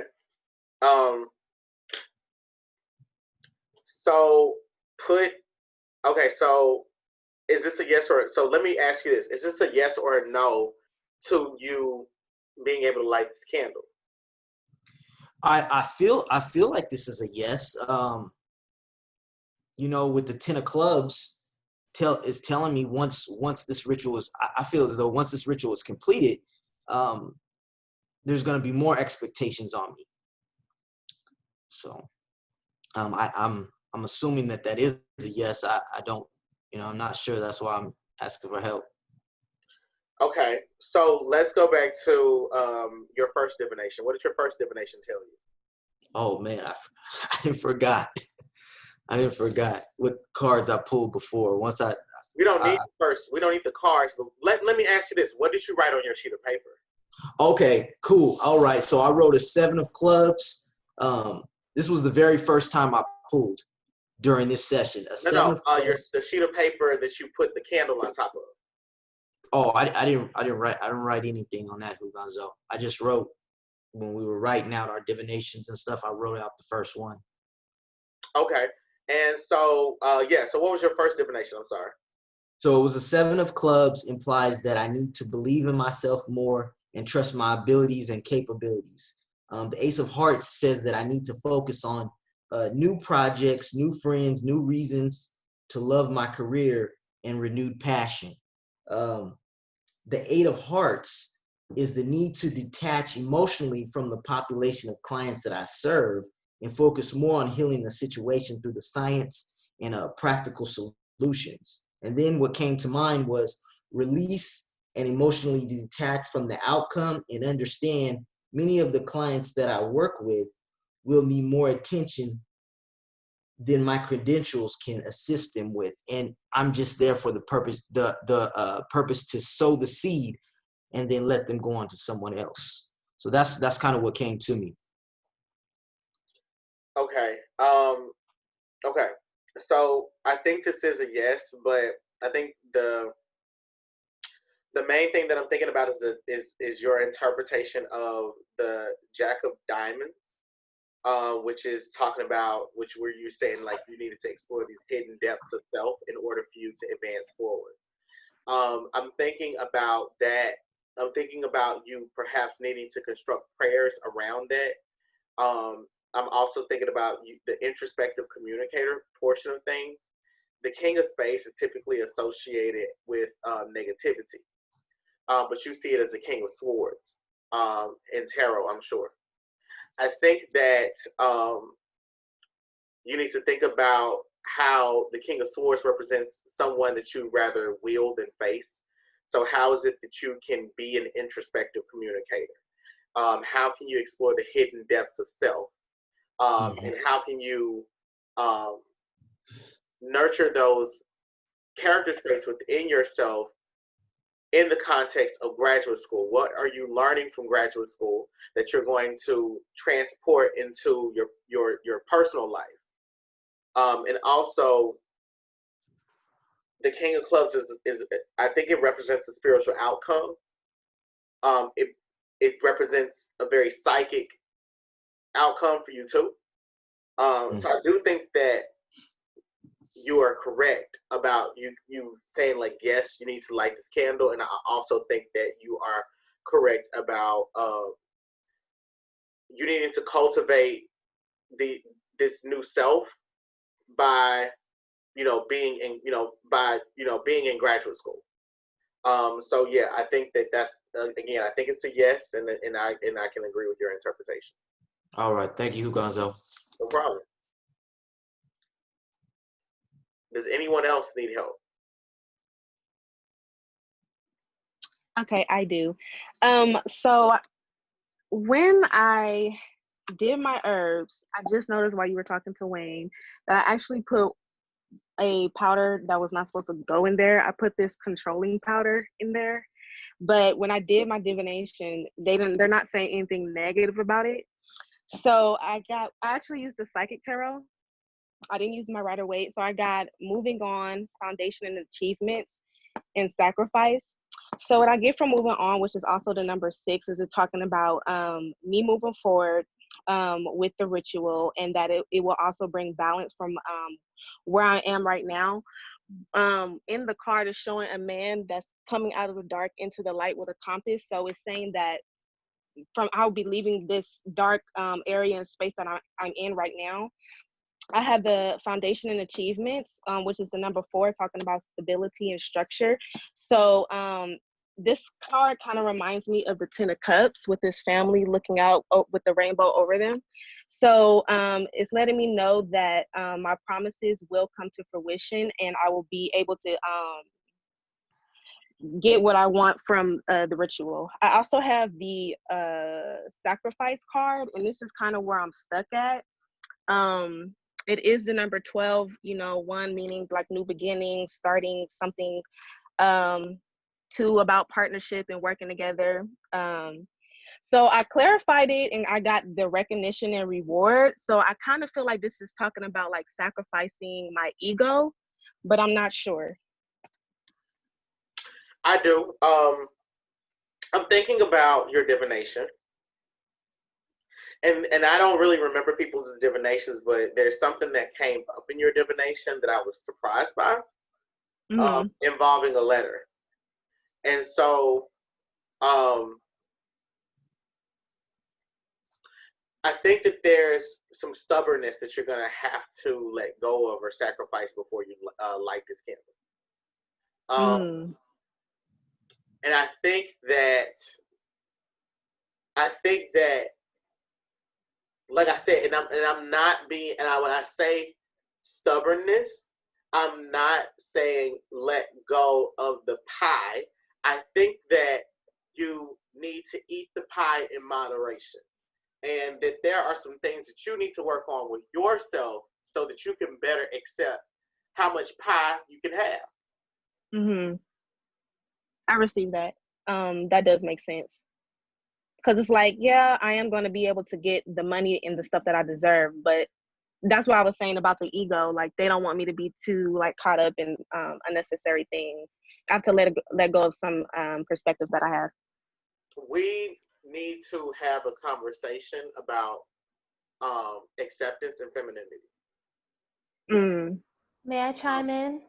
Yeah, go ahead, definitely. So the 12th card in the major arcana in traditional tarot is the Hangman. So I just wanted to confirm or offer that, yeah, I do think that there is something about surrender that needs to happen for you. So if 12 is sacrifice, and then 12 in the traditional tarot is the Hangman, you know, maybe there's some interplay there. Does that make sense, what I'm saying? Yes. Okay, yeah. Yeah, there's some and thank you for saying that, because now that the other thing that I want to add is that I don't think that you're going to be able to move on from this situation any quicker than what you want to. I think that there's going to be, you're going to go back to it, and I think you keep going back to it because there's something that you have to learn. And until you have enlightened yourself and your mind has totally ascended, and you're able to recognize what it is that you don't like in this situation, and then you go to another situation, you're like, I don't like that in that situation either. Once you can see your disgust in that one situation, and you see that disgust in every other situation that looks like it thereafter, I think that you'll really be able to move on from it. But stop judging yourself for dealing with it, but also be ready to sacrifice it at a certain. I receive it. Yes, that makes sense. Let's have a conversation about acceptance of femininity. Okay, acceptance of femininity. In the private chat? Yes. Okay.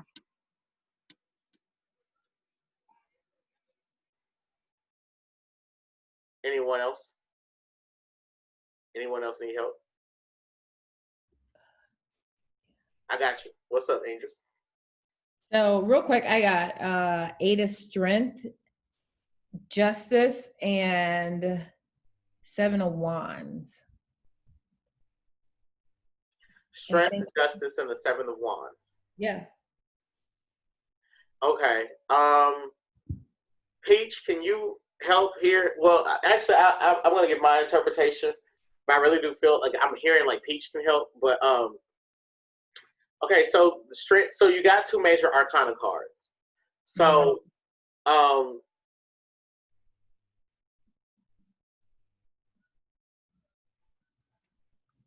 What's the cards again so I can write this down? Who's gone? Strength, Justice, and the 7 of Wands.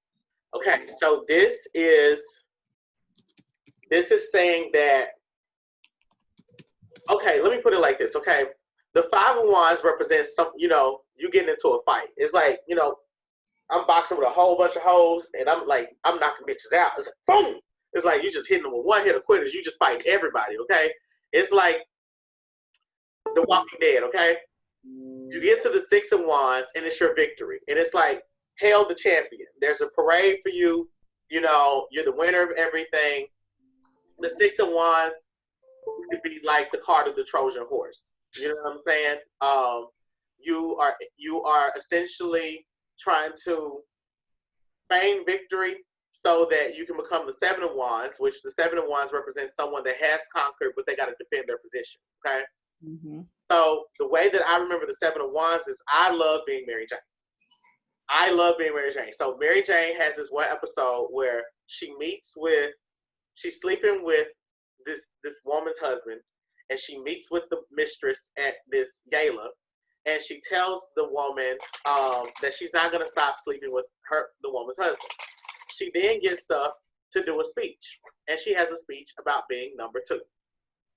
And she has this speech about being number two in front of the woman, in front of this mistress, in front of the wife, and she says, "The advantage that I have about being number two is that I always get to strategize about how to become number one. I get to learn everything that number one does right and everything that they do wrong. And once number one slips up, I can move in and become number one." And she said, that's the benefit of being number two, and that's what people don't. That's what people often don't talk about. So the Seven of Wands indicates, it can indicate you being at the top of your game, but bitch, you still got to defend your position. And so then you end up with the Eight of Wands, where the Eight of Wands is essentially like, you know what, shit, fuck it, fuck all this shit. I'm gonna fuck all this shit. I'm throwing all this shit. I'm done with the game. I'm tired of fighting. You know what I'm saying? The Nine of Wands, you re-strategize your position, and the Ten of Wands, you're like, shit, I'm back in the game. You know, but I'm carrying more responsibility. Yeah, more responsibility now. So with the Strength card and the Justice card, the Strength card is saying that you think that becoming the chief of staff in a pocket means that you have to put forth all this hustle, that you have to exert all this energy. But being the chief of staff in the pocket means that you are the high priestess that's taming the lion. You're using your energy of persuasion to get what it is that you want. And all you have to do is find the alpha male. The lion is the king of the jungle. You just have to find one person. And then that person connects you to everyone else. You need just one person. The Justice card means that this one person brings balance to you finding this new position, but always remember that there's always going to be a number two studying you. So I think this is also trying to forewarn you of some enemies, or some, not enemies, but I think it's trying to forewarn you of some people that are going to be your rivals and trying to come for your position. Okay. Yeah, I agree, Hugon. So with the Strength card, the Strength card is usually the woman is very pretty, and there's this feminine energy about her, and it's also an infinite symbol over her head, and she has infinite knowledge, right? And so she's taming this lion, and you can think of it as like grooming someone, right? If I'm looking at that card, I'm looking at her hands. So what exactly is she doing? She's calming this lion down because you're gonna laugh, but in Miss Cleo's tarot deck, the cat is really angry, and it's like, Hugon says that cat is me. Yes, thank you. He says that cat is me, right? But you can see the woman holding the cat back. So if we're talking about politics, you're the one saying, don't tweet that. Don't say that. Shut your ass up. I understand you mad. Don't say that. And then the Justice card, eventually this lion will understand balance. You get what I'm saying? This cat and this lion will understand that there is a time and a place for everything. And while the cat can be as passionate as he wants to be, there's a certain way we have to say things. So you do bring balance. You and that guy will bring balance to each other. The last card, which is being the Seven of Wands. I think in the field that you're in, there's always going to be people looking at you, questioning you, examining your decisions, examining your choices. So I want to say that's inevitable, but maybe that is also an indication that you may need to do more work, meaning maybe a protection work. If you're trying to hide something, maybe you need to do work to hide. If you need help with that, let me know. I have a good spell for hiding. But maybe, you need to do work that you've always put your best foot forward, and that is what's always seen. So once you become better at your readings, you'll learn to clarify and to dig deeper. But for them 3 cards, that's what I get. I hope that helps. Yeah. Okay. I think I can move on with my candle. Absolutely. Yes. So now that you all know the consequences of lighting this candle, what you all have to do, which is typically you're making a contract, right? Remember, we're going to task our ancestors. We're going to task the spirits that walk with us. So we're going to go ahead and light these candles, remembering that, as I taught you all from the videos, that you want to leave this candle on your altar, but you want to make sure that you leave an offering and task them with, come on, flame, but you want to leave an offering and task them with working towards your objective for you. Okay? I'm sorry, Huganzo. So was mine a yes or was that a no for me lighting my candle? Yours is a yes. Okay? Okay, so typically here's a trick question. Everybody's going to get a yes. Okay? Everybody's going to get a yes. If you've gotten this far, you're only going to get a no if it's talking about the formulation of the spell. And you will know when it's talking about the formulation of the spell. Okay? Okay. Oh, I'm sorry, L'Oreal. Yeah, you're welcome. Okay. Now that you've lit the candle, we have to do one more divination. And this divination is to see what are some of the early results that we can expect from the spell. And make sure to write that on the paper that the spell sits on top of as well. These things help us to ground our prayers in spiritual scripture, or spiritual doctrine rather, spiritual doctrine. Yes, ma'am? What are we writing again on the paper? What we get from this last divination, which is what results can we expect from this candle? Like, okay. Okay, so when we're doing spell work, we want to know what's going to happen within the next 3 days. What is the sign? Like, if I start doing this work, if I start working towards this goal, what is the sign that this is working in my, for my highest good, right? Mm-hmm. It could mean, for example, I remember I had a student one time. When I was first starting my mentorship program, she said she wanted to start her own business working as a hairstylist. And she said when she started praying, she ended up getting a phone call from her cousin, and that's all she got. And I said, what does your cousin do? She said, my cousin makes websites. And I was like, why don't you work with her? She was like, well, because, I'm looking at her websites and they're just okay. And I'm like, help her make it better. Huh? I thought I was on mute. Help her make it better. Thank you. Exactly. So I'm like, you two need to work together. And you need to critique the site. And I think that she's going to make you a good site. Did she ever get it started? No.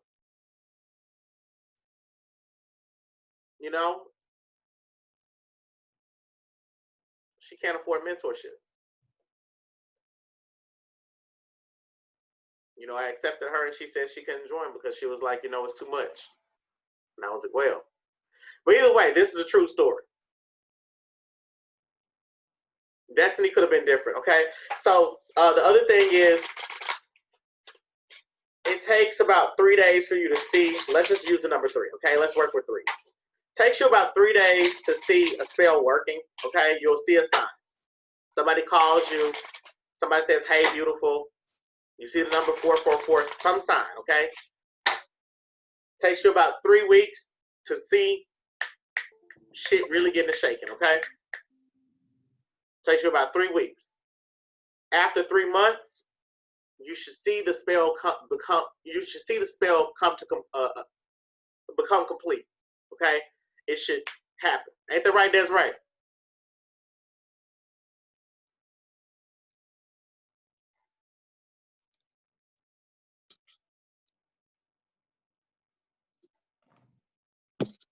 Hello? I was saying, ain't that right?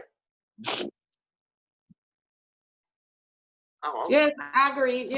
Yes. That's the right. All right, cool. Thank you. Thank you for backing me up. All right, cool. So after 3 months, that spell should be complete. Okay. But sometimes a spell needs more work. Okay.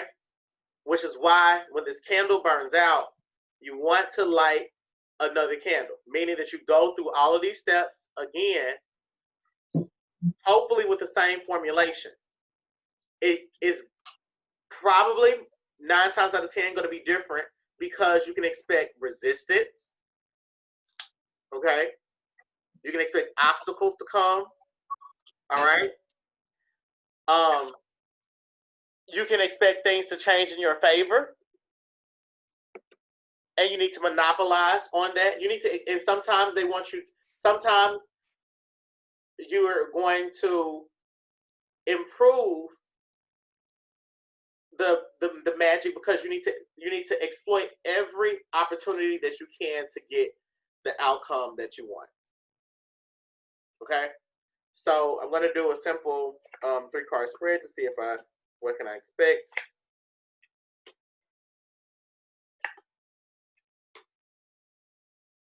This is talking about all the women that are working under me. They're going to have a different hustle about themselves. Like, shit's really going to get to shaking in a different way. Money's going to move differently for them. Especially, like, because all the women that work, well, all of them except one has a partner.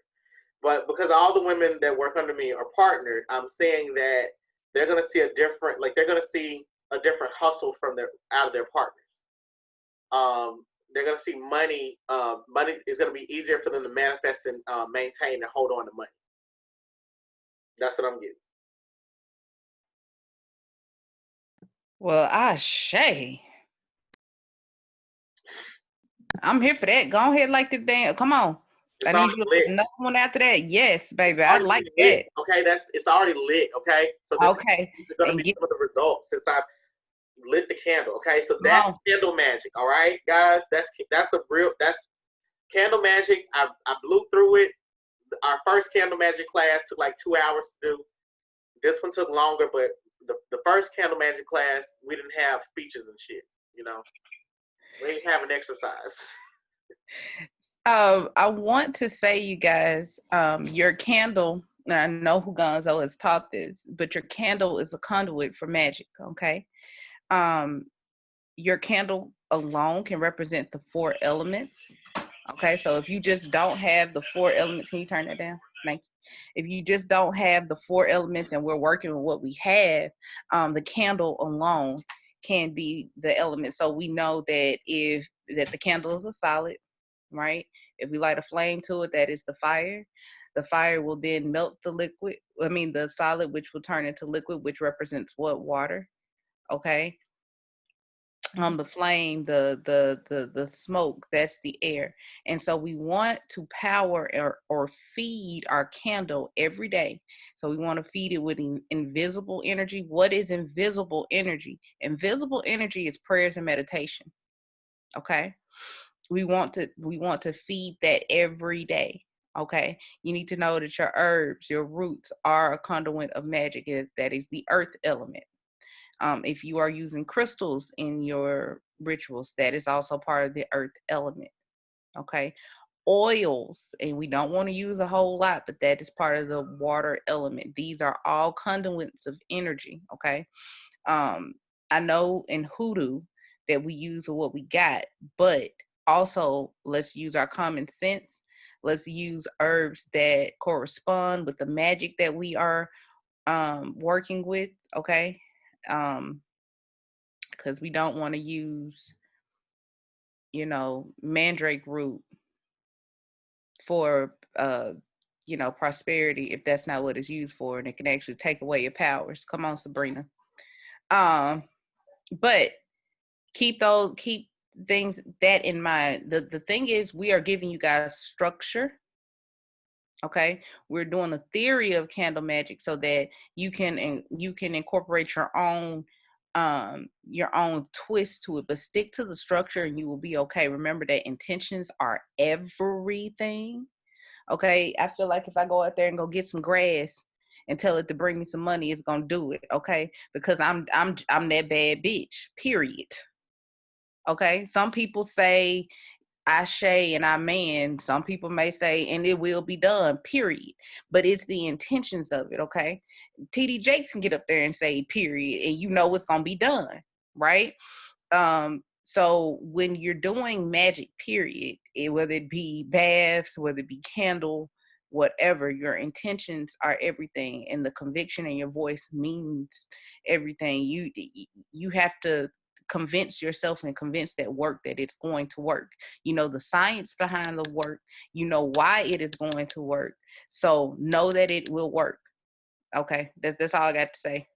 I know I done held y'all a long time, but it'll work, y'all.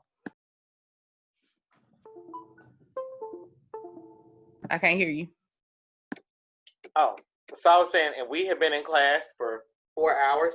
I want to thank you all for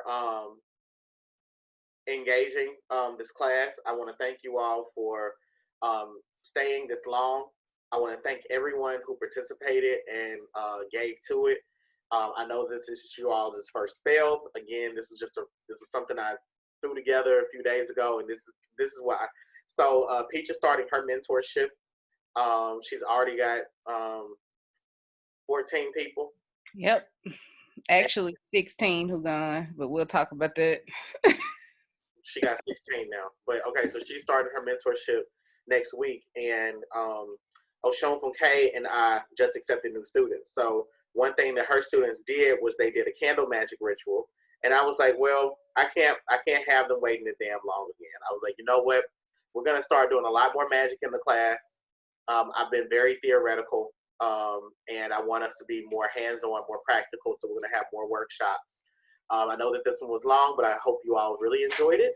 And let's all talk in the group chat. Manze Fredola. I will be ready to WhatsApp you so we can be with each other. All right. All right. See you all Thank later. you, everyone. Night, Bye. everybody. See you guys. Bye. Thank you, everyone.